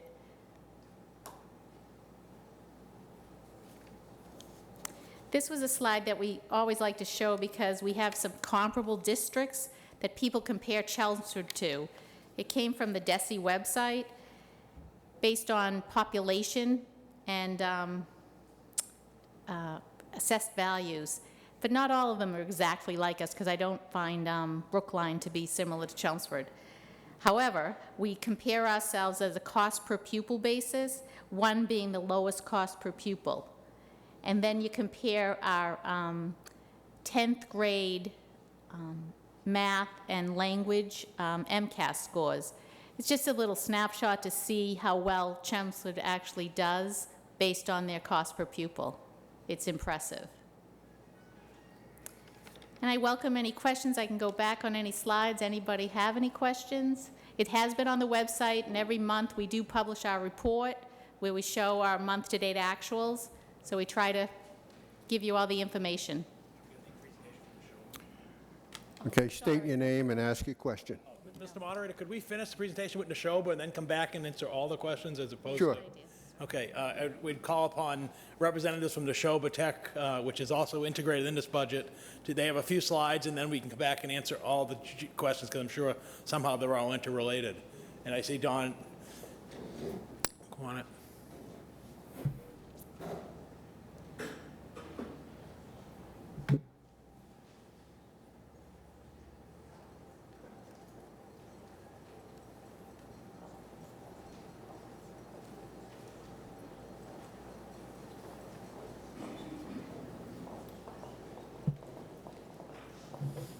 For those of you who don't know me, my name is Don Ayer.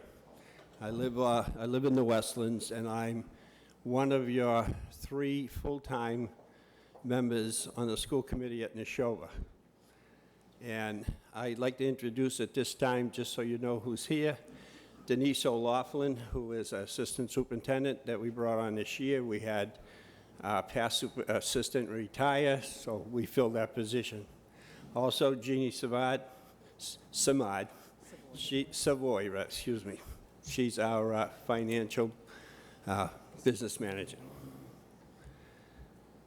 I'd like to have you turn to page 44 in your booklet. And I'd like to have you look at the bottom of it, because I'd like to start with the fact sheet first, which is the second slide, if I could.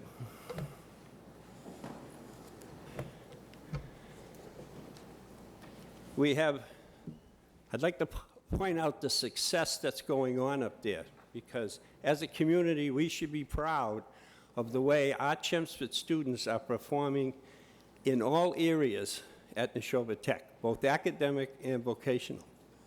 100% of the students have passed the MCAS, have passed the 10th grade MCAS in all areas, and have been, as you will see, since 2009, when it has been put in.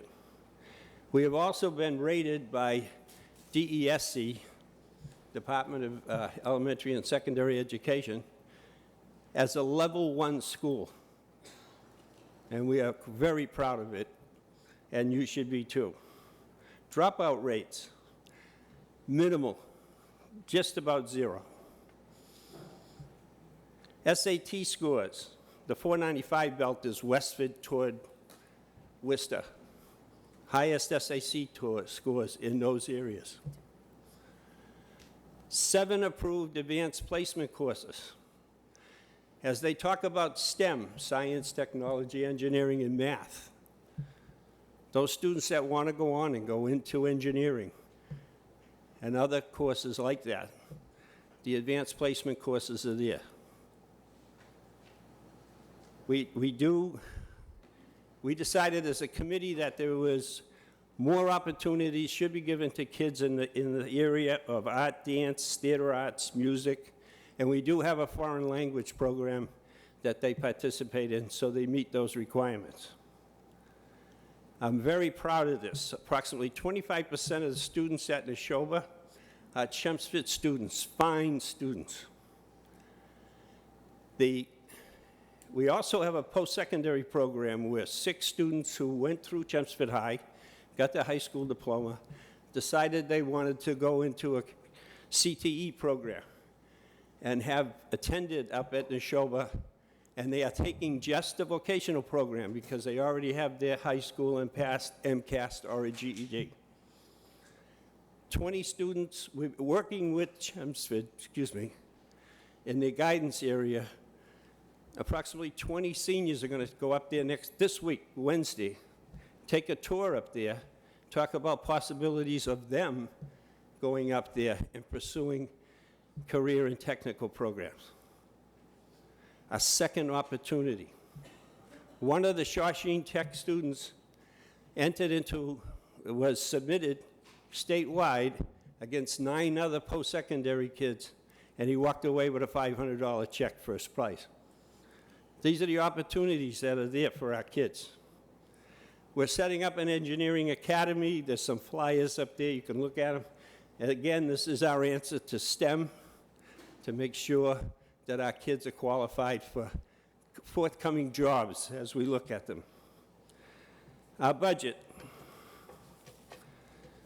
If you look at page 29, our budget has an increase based on additional students attending days. Based on the school population, the operating expense is prorated back to the towns. So we've got 10 additional students, not even counting the post-secondary. That increases the cost to Chelmsford in the operating budget. There is an additional number in here, it's $300,000. The Department of Revenue said there is a net school spending number for our region ability to support Neshoba. And that number came in around $700,000. After many discussions, after much discussion at our open budget meetings, it was decided to ask the district to come up with $300,000 to put us toward net school spending.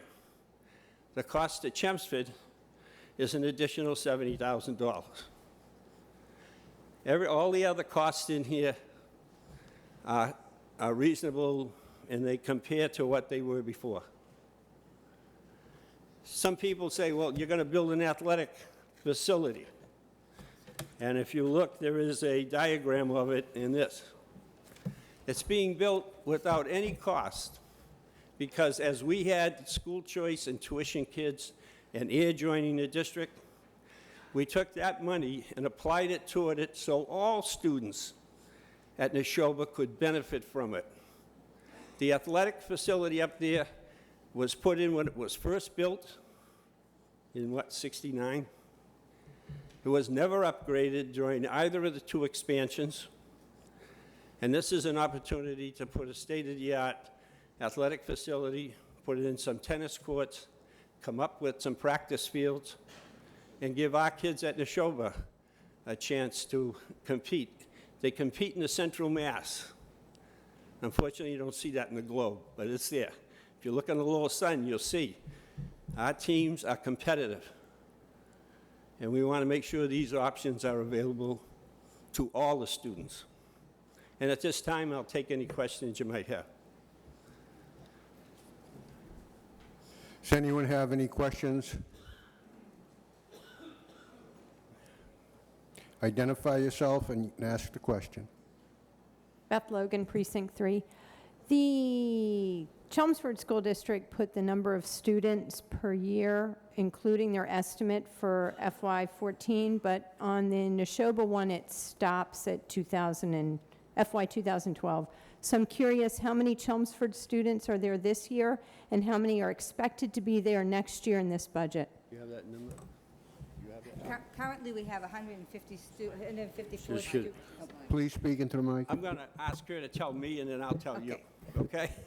We have 154 this year. Currently, there's 154 Chelmsford students up there this We year. haven't finished doing our enrollment. We are still doing our enrollment interviews, and our final numbers going into next September are not done yet.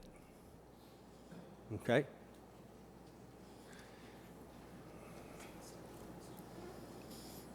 Claire Janot, Precinct 7. Thanks for the presentation. Can you tell me, did I miss it, how much the sports field complex is going to be for an About investment? $1.5 million. $1.5 million? Right. And is that being funded all through your school choice? Is that what you said? School choice, the tuition money we had built up, and heirs buy into the district. So no bonding? No bonding, and nothing affecting this budget. Thank you, Don. Can you report to us on how much Air's buy-in ended up being, because that Yes, it information ended wasn't up available when we... $550,000, Okay, and $500,000. the tuition funds that Air used to pay to Neshoba had accumulated to some amount, and they were given back each year partly as part of the budget process for transportation, maybe? I don't remember No, not through specifically, but I don't see anything. Transportation is funded by the state. It's a mandate that we transport all the kids, and we can't charge them. What we do is, the state gave us, what, 70% reimbursement? No, 54. I guess if I was going to ask my... I'm sorry, it's 54% reimbursement for transportation. 54? Right. Okay, we but I did see- use some monies. Let me see, if you got it there.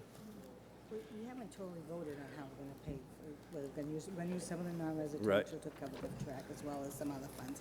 You people Right. haven't voted that yet. Okay, I've been told that it has been proposed to use those funds.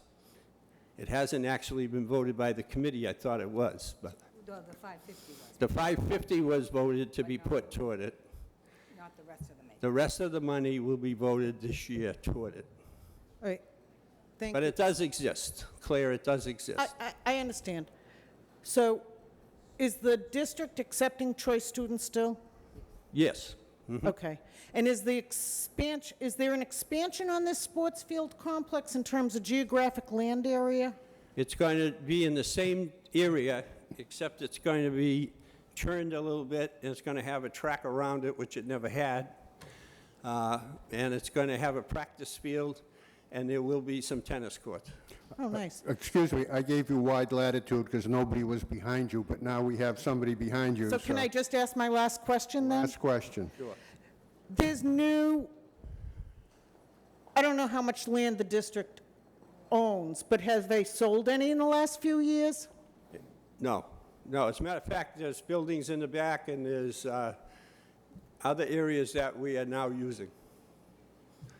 Thank you. We don't intend to sell any of it off. Next. Karen DiDonato, Precinct 8. Just a couple of questions. The $300,000 in additional that you're asking for, what is the expenditures that are associated with that? That's put into the general operating fund. It's going to go into the general operating fund to match quote, net school spending. And we're asking you to pay an additional funds over minimum, which amounts to 70... It's $72,000. Can you explain what the net school minimum is? Department of Revenue has, I think there's 100 and some odd regional schools and school systems that they have sent us a letter, said that based on the ability of the region to pay, we were not at net school spending.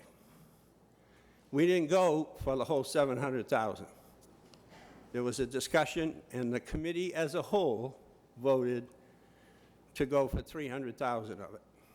Well, I guess my question is, isn't it a good thing that don't need the 700,000 or the 300,000? What do we need the Not 300,000 for? because I hope they don't apply that back. I don't know how it will work in the future. This is the first year it's come out like this.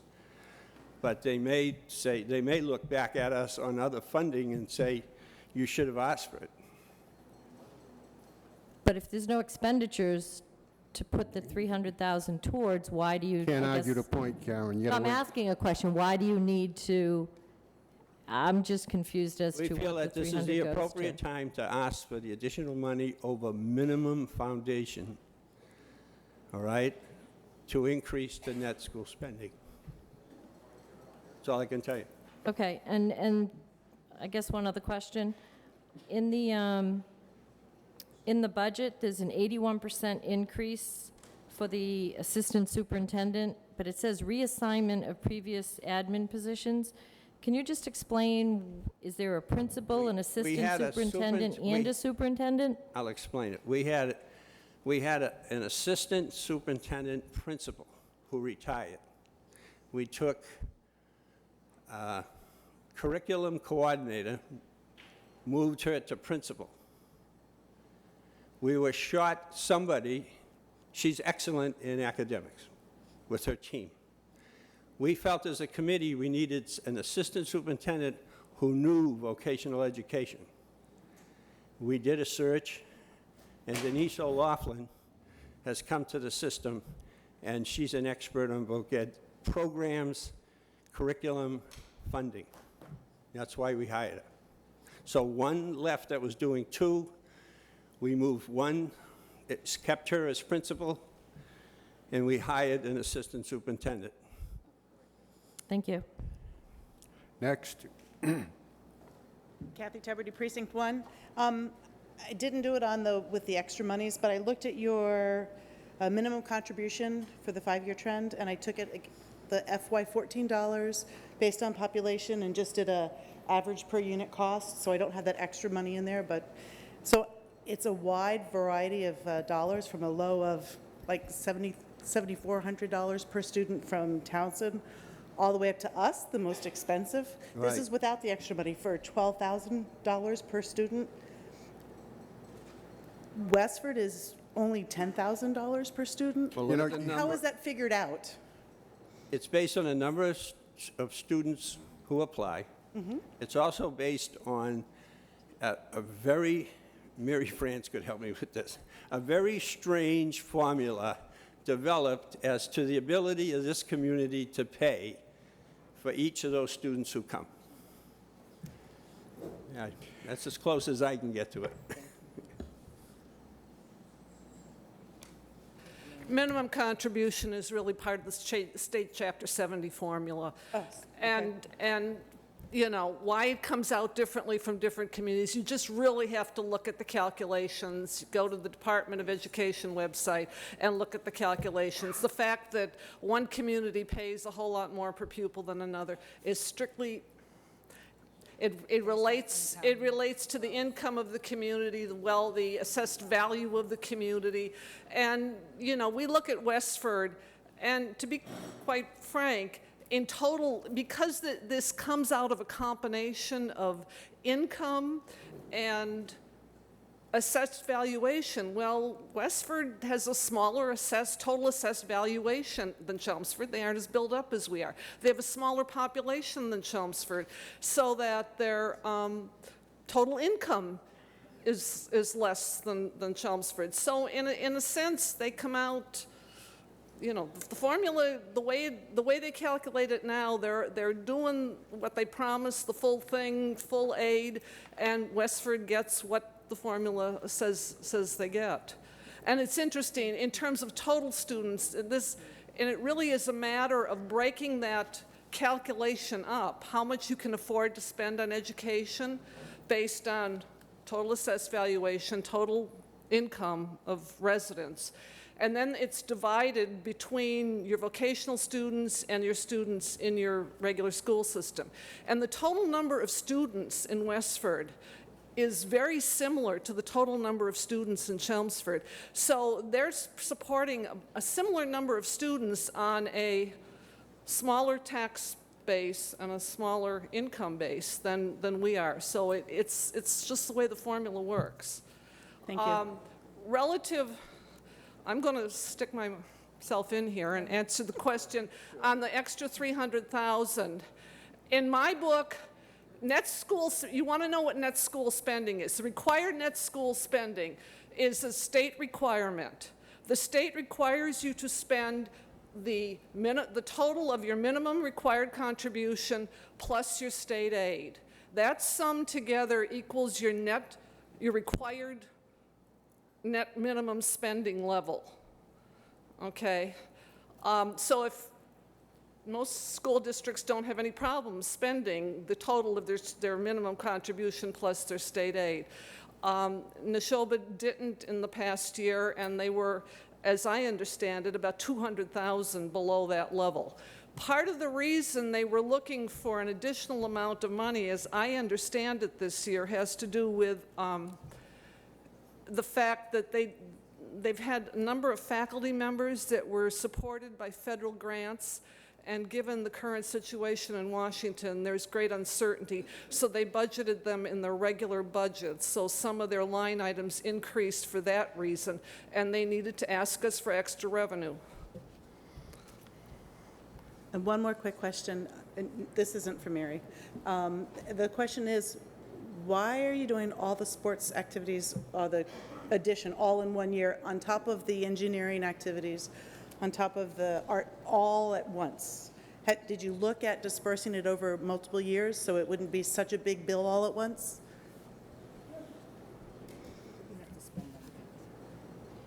Yeah, the money from air was specifically brought in under the understanding of the committee when they negotiated with air that it would be brought in and spent for this facility, toward this facility.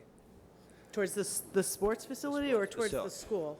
Sports facility, so that the majority of the students, majority of all the students from all the towns would benefit by the buy-in. That was the philosophy behind it. No, I understand. So you've got the sports activities all happening, and then you've got this really cool, I'm an engineer, really You're cool. going to have to save that for debate. Well, no, but he answered only a piece of the question. The question was, why are you doing all the sports and the engineering and the arts all in one year, as opposed to dispersing it over multiple years? And he answered the sports complex question. So I'm looking for why is it all happening at once? Okay, we'll answer. The sports complex is, we put in as an information item for you because it has nothing to do with what you're going to pay in this budget here.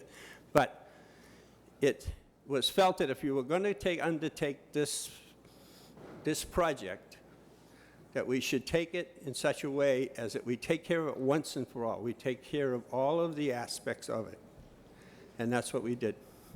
The committee as a whole voted to pursue to put in an athletic complex. Thank you. Next. Okay. But I haven't had my question answered. My question is, why are you doing the engineering and the arts and the sports complex all this year? Science grant, unexpectedly. Well, we did get a life science grant. Okay, That we great used. answer. Okay? Yeah. And is that for the engineering? Yes, that's Okay. for the engineering.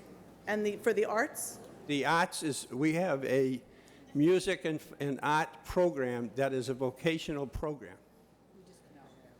And it is Chapter 74 funded. So it's not additional funds for us then? Okay, now you Chapter can't. 74. That's it. Thank you. Okay.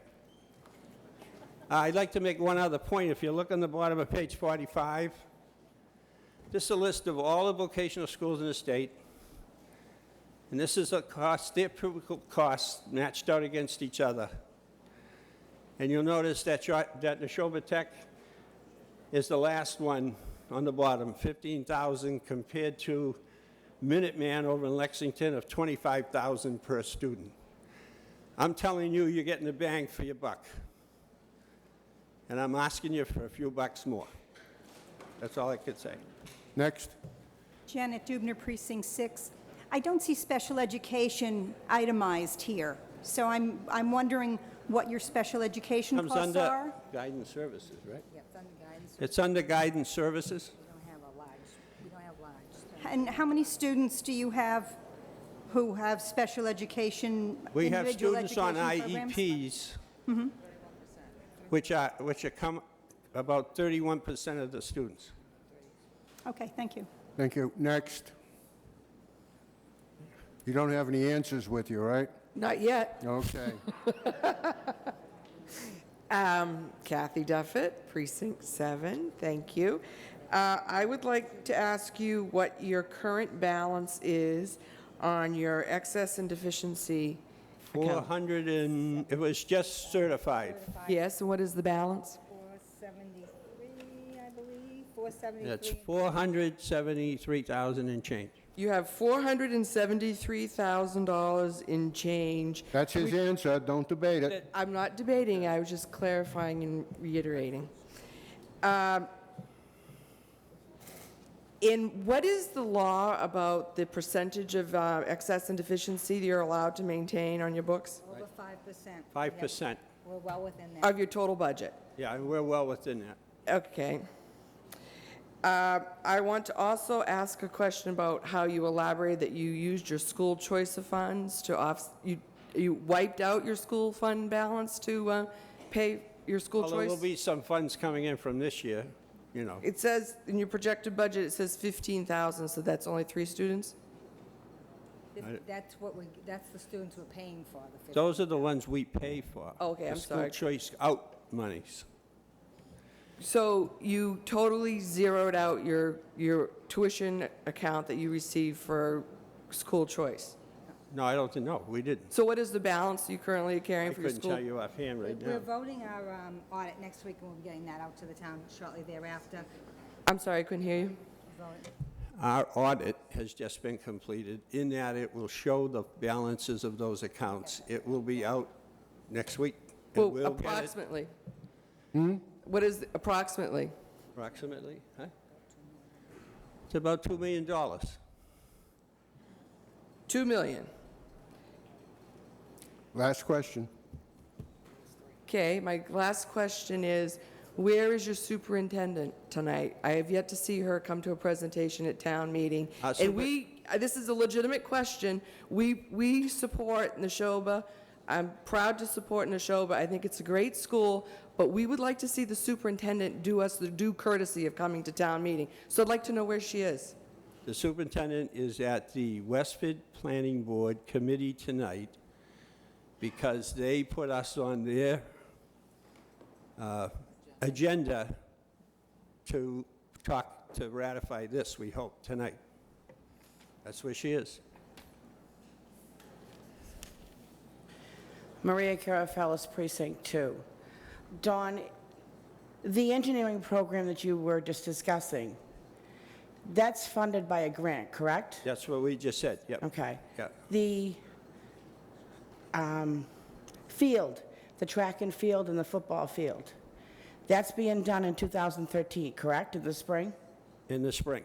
Okay. Now, the other building, the art studio, that's not projected for 2014, correct? Right, 214. Okay, so we have spread out. We have spread it out, yeah. Okay, thank you. And that arts building, our kids are going to rebuild it. That's their next big construction project. Thank you, Don. Sam Polton, Precinct 8. Hi, Don. Thanks for the presentation. Don, are there any other members of the Neshoba Tech community here tonight? Oh, yes, we have several. We have our principal, our guidance director, our technology director, our academic coordinator and testing, our vocational director is here. And I'm looking for a few more that might have graduated from the tech, if you'll stand up. And of the three members of the school committee and the alternate, how many of those folks are here? All of them. We're all here. Sam? Yes, it's well taken. You know the answer to those questions. You can't ask them.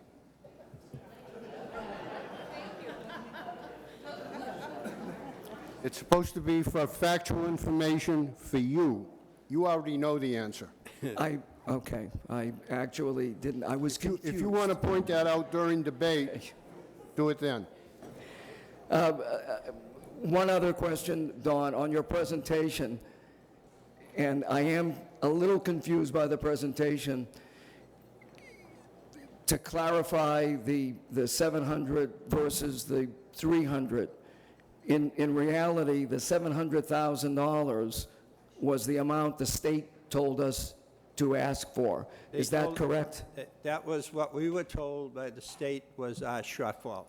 Then why did we only ask for 300,000? Because during debate with the other members of the school committee, we convinced them that it wasn't a practical time to ask the communities to come up with that much more money. Mr. Bolton, with all due respect, you knew the answer to that one, too. With all due respect, I didn't ask any questions to be disrespectful.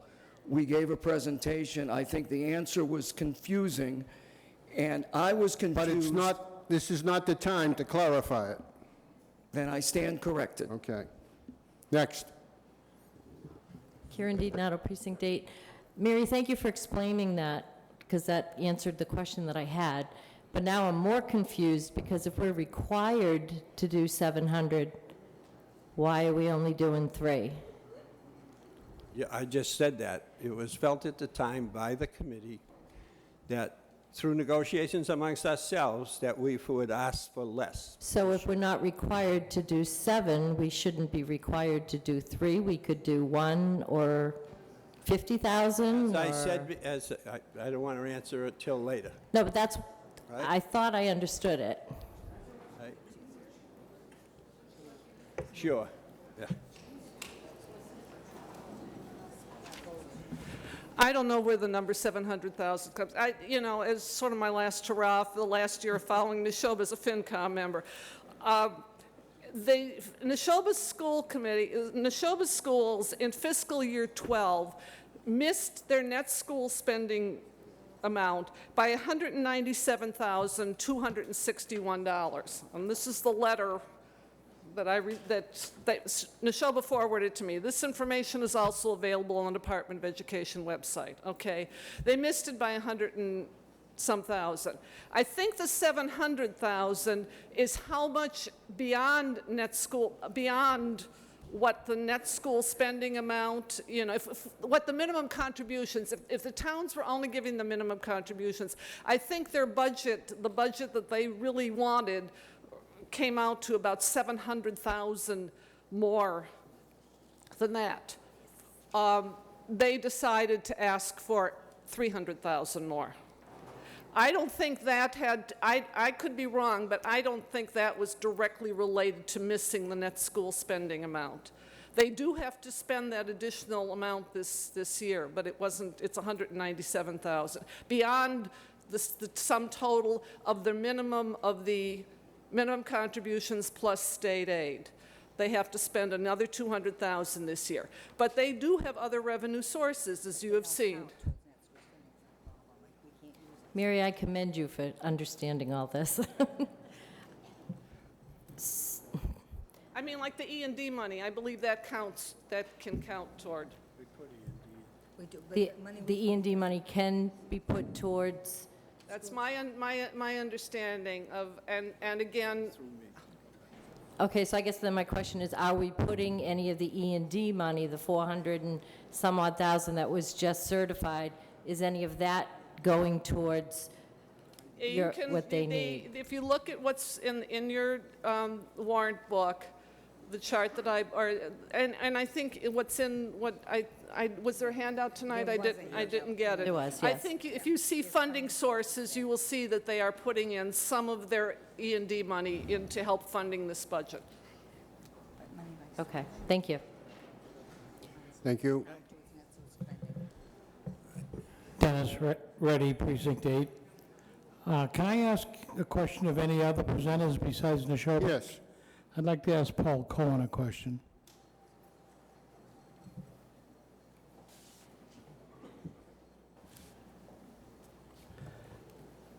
Paul, last town meeting, we voted a tax reduction, a certain amount of money out of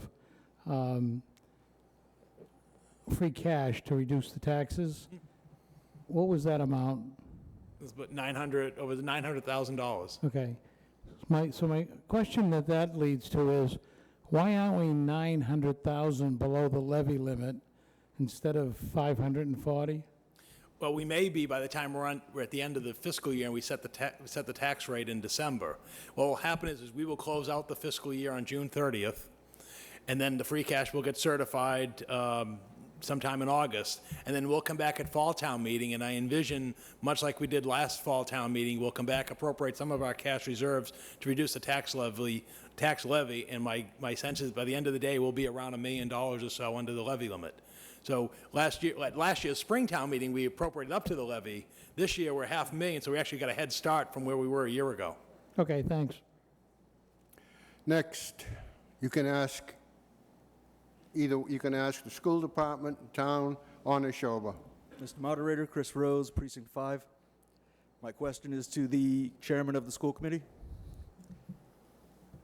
I was just wondering on the line item number 42 under special education funding, we have other instructional services totaling $5 million, approximately 1/3 of the total education expense for special education, approximately 10% of the entire bill for all Chelmsford School. Could we get an accounting for actually what other instructional services is? I think you're going to get your answer right there. There's a roll-up to that. It's the total of tuition for out-of-district placements. And what kinds of other district placements are we discussing? We have, I want to say, 100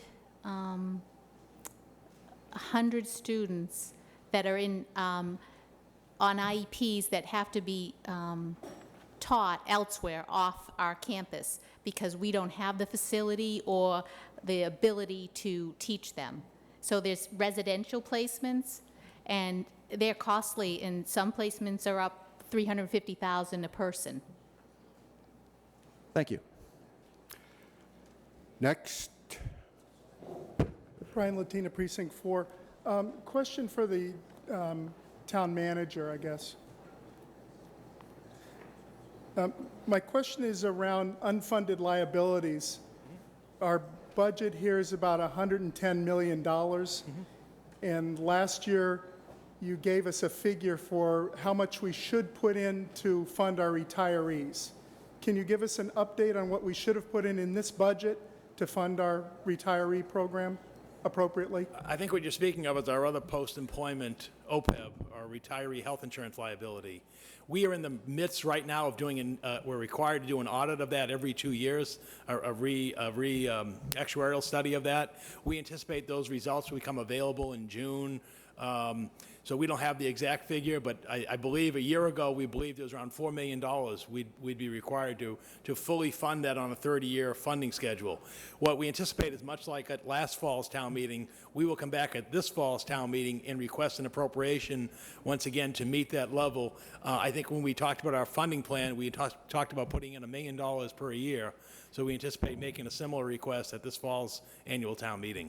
Okay.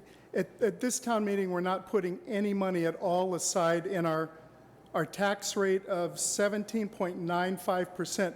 What would that look like if we were to put in, I think you said $4 million. Last year it was $7.5 million on an unfunded liability of $165 million, right? Yes. What would that rate look like to the taxpayers? Well, I'd have to calculate it because we couldn't do it within our levy limit, so I haven't done that calculation. But if you're talking, the level we'd have to do is every $1 million would be $70. So if you're talking four, it'd be another $280 in taxes to meet that requirement. Just for this current year. Year, not the 165 million we're short. That's Thank correct. Next.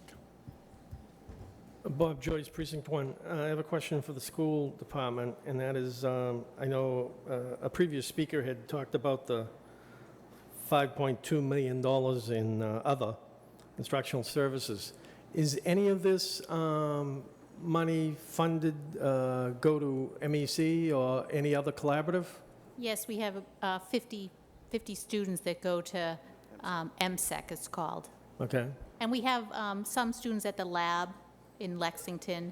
There are a few other collaboratives. Right. Is there an effort underway to recover money that we may have paid too much over the years in light of all the scandal that came out 2 years ago about that time?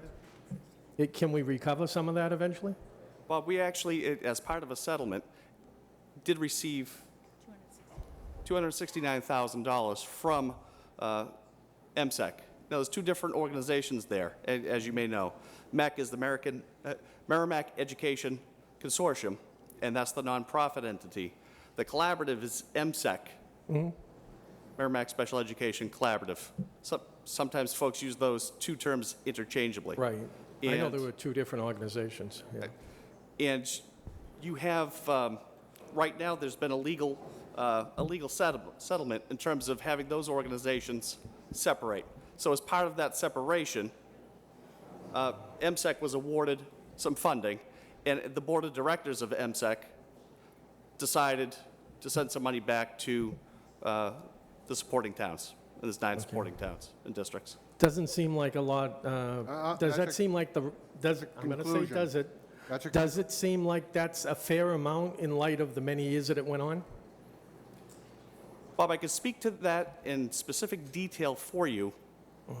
Should I have the information in front of me in terms of that piece? What I can tell you is that the settlement was overseen by the U.S. Attorney's Office, was overseen by the Department of Elementary and Secondary Education, was overseen by the State Auditor's Office. So in terms of the processes that was gone through, and Okay, for those organizations right now. okay, that's fine. Thank you. Next. Mark Dolat, Precinct 7. This is more of a general question. Tomorrow, or I guess the next session, we're going to be asked to vote on a housing proposal that's tens of millions of dollars for low-income housing. And I'm wondering if the school committees were briefed on this and if their feedback was taken into consideration and what the impact will have on future budgets.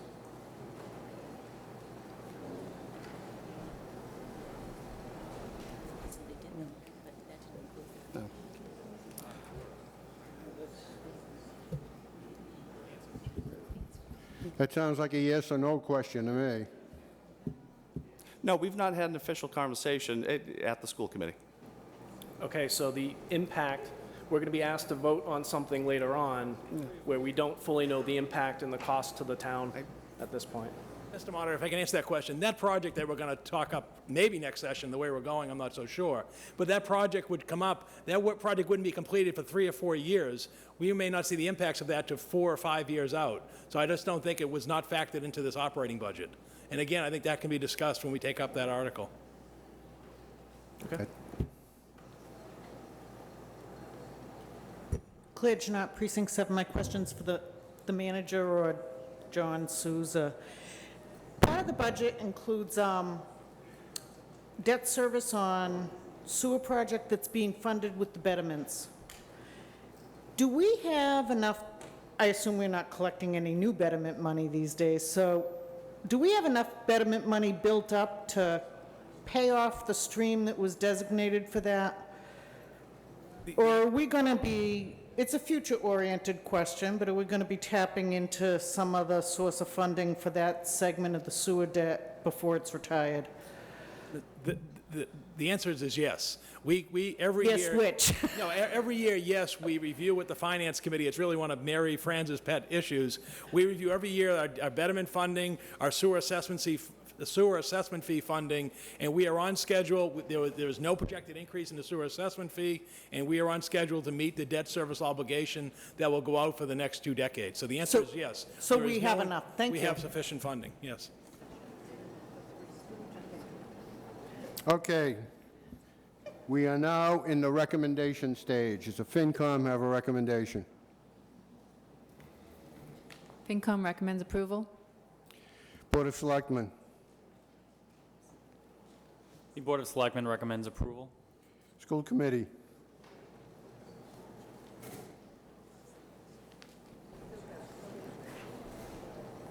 The school committee does not have a recommendation on the warrant article as a whole. However, we did vote to approve the budget as presented, and we do support the request for an appropriation in the amount of $49,259,443.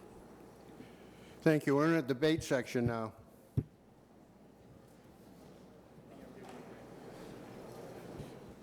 Seeing no one queued up for debate, we will go to vote. And Article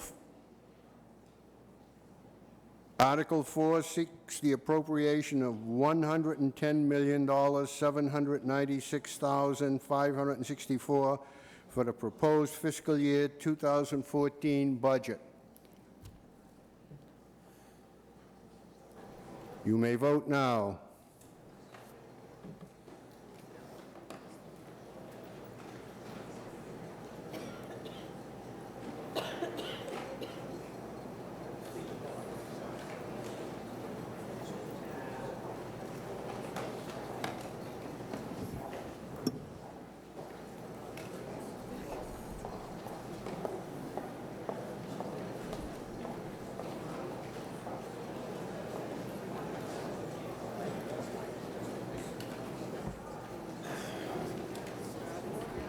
The vote is 151 yes, 7 no, 1 abstention. Article passes. And as promised, we will take a 5-minute recess to powder your nose.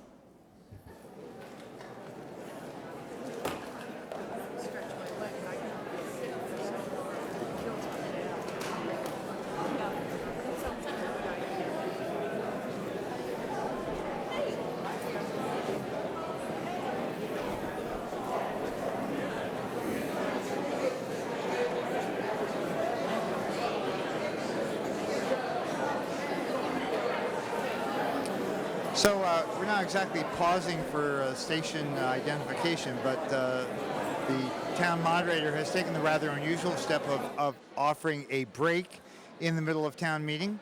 And so we'll take this opportunity to kind of bring you up to date. You know, the town budgets over the years have taken a long time to discuss. There's been a lot of picking at individual line items, especially during those times when the budgets have been tight, when there have been reductions in services and so forth. As Paul Cohen was pointing out, we're at a point where we've recovered a lot from the worst of the recession. All of the fire stations are operating, the police force is back to where it was, and so that's all good. In the last few years, that has meant that the budget debate has been fairly modest and fairly short. It seems like to me, like in the last 2 or 3 years, there's something about the Neshoba Tech portion of the school committee's budget that is something of a live wire that is causing an extended discussion about the issues, and tonight was no exception. I think that Kathy Duffett made the point that if we, the citizens of Chelmsford, have as many students in Neshoba Tech as we do, I think it's 154 out of maybe 750, maybe 20%. It would be a good idea for Superintendent Klemkowitz to be here to make the presentation on behalf of the schools. So anyway, that budget did pass ultimately. After all those questions, some very pointed, some wide-ranging, there effectively was no debate, and that is very different from those from past years. The other issues that we have had so far are fairly minor. I think you're going to see coming up a number of issues that will, or town warrant articles that will be likewise very controversial. I don't believe that anyone anticipated us to be here at 10 minutes of 10 and only having gotten through 4 of the warrant articles. Remember, there are 34 warrant articles. It's quite a long warrant this time around. Although some of these warrant articles will be fairly straightforward, involving minor issues of town sales of property and so forth, some of them are quite controversial. So Moderator Dick DeFreitas is trying to bring things back to order after his break. Let's see how successful he is at that.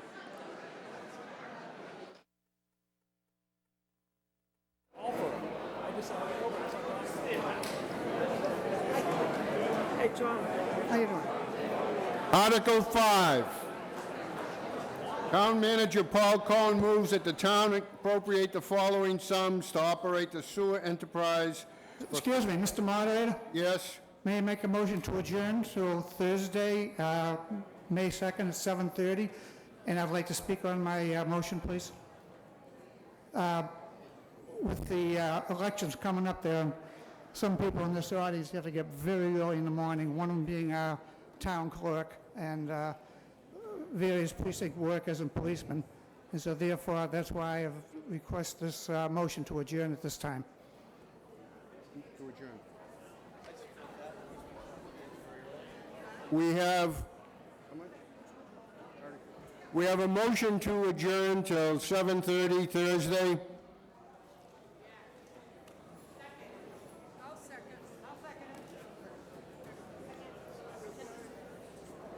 I second the motion. You don't Mr. need a Moderator. second. Okay.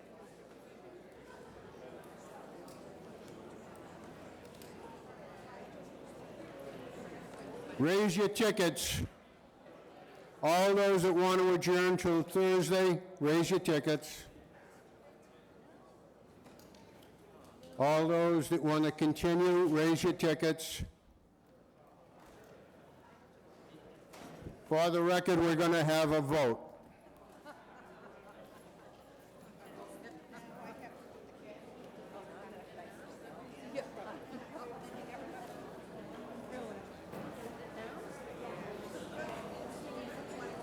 Is there debate?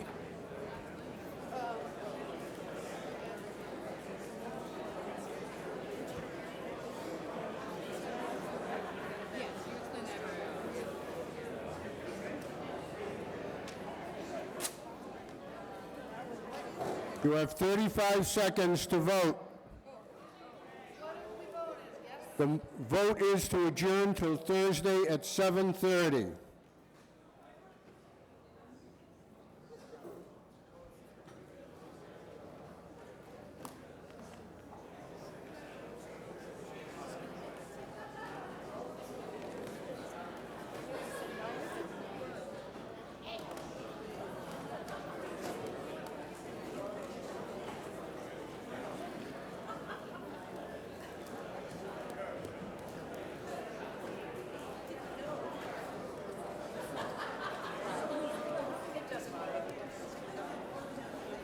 Yes votes are 92. No votes are 50. 3 abstentions. Meeting's adjourned till 7:30 Thursday.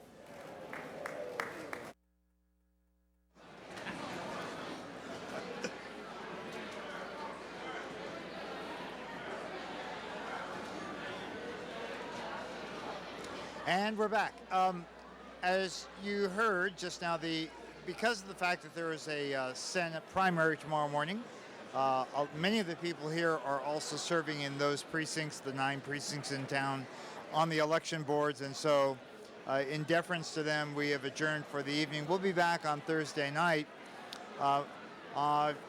We are, as I mentioned just a few moments ago, we've gotten through 4 of the 34 town meeting warrant articles. I just want to give you a heads up for what you can look forward to hearing on Thursday. I think the first few of the articles will go through pretty quickly. There will be the capital budget, which is $3.3 million. That will probably go smoothly. I anticipate quite a bit of discussion on the Articles 13 through 18, which have to do with Community Preservation Committee funds. And then from there, we'll be moving on to zoning for medical marijuana facilities. That is Article 24 and 25. The town seeks to put temporary moratorium on that. And then finally, the last 3 articles are citizen petitions, and those are will be unlikely to get to those on Thursday night. I think you can anticipate a full slate both Thursday and next Monday. And don't be surprised if there's a push on Monday night to stay late to get it all done. So for Kelly Beatty, I'm Kelly Beatty. Thank you all for watching. For the staff of Chelmsford TeleMedia, we appreciate your watching, and we look forward to seeing you on Thursday night. Good night.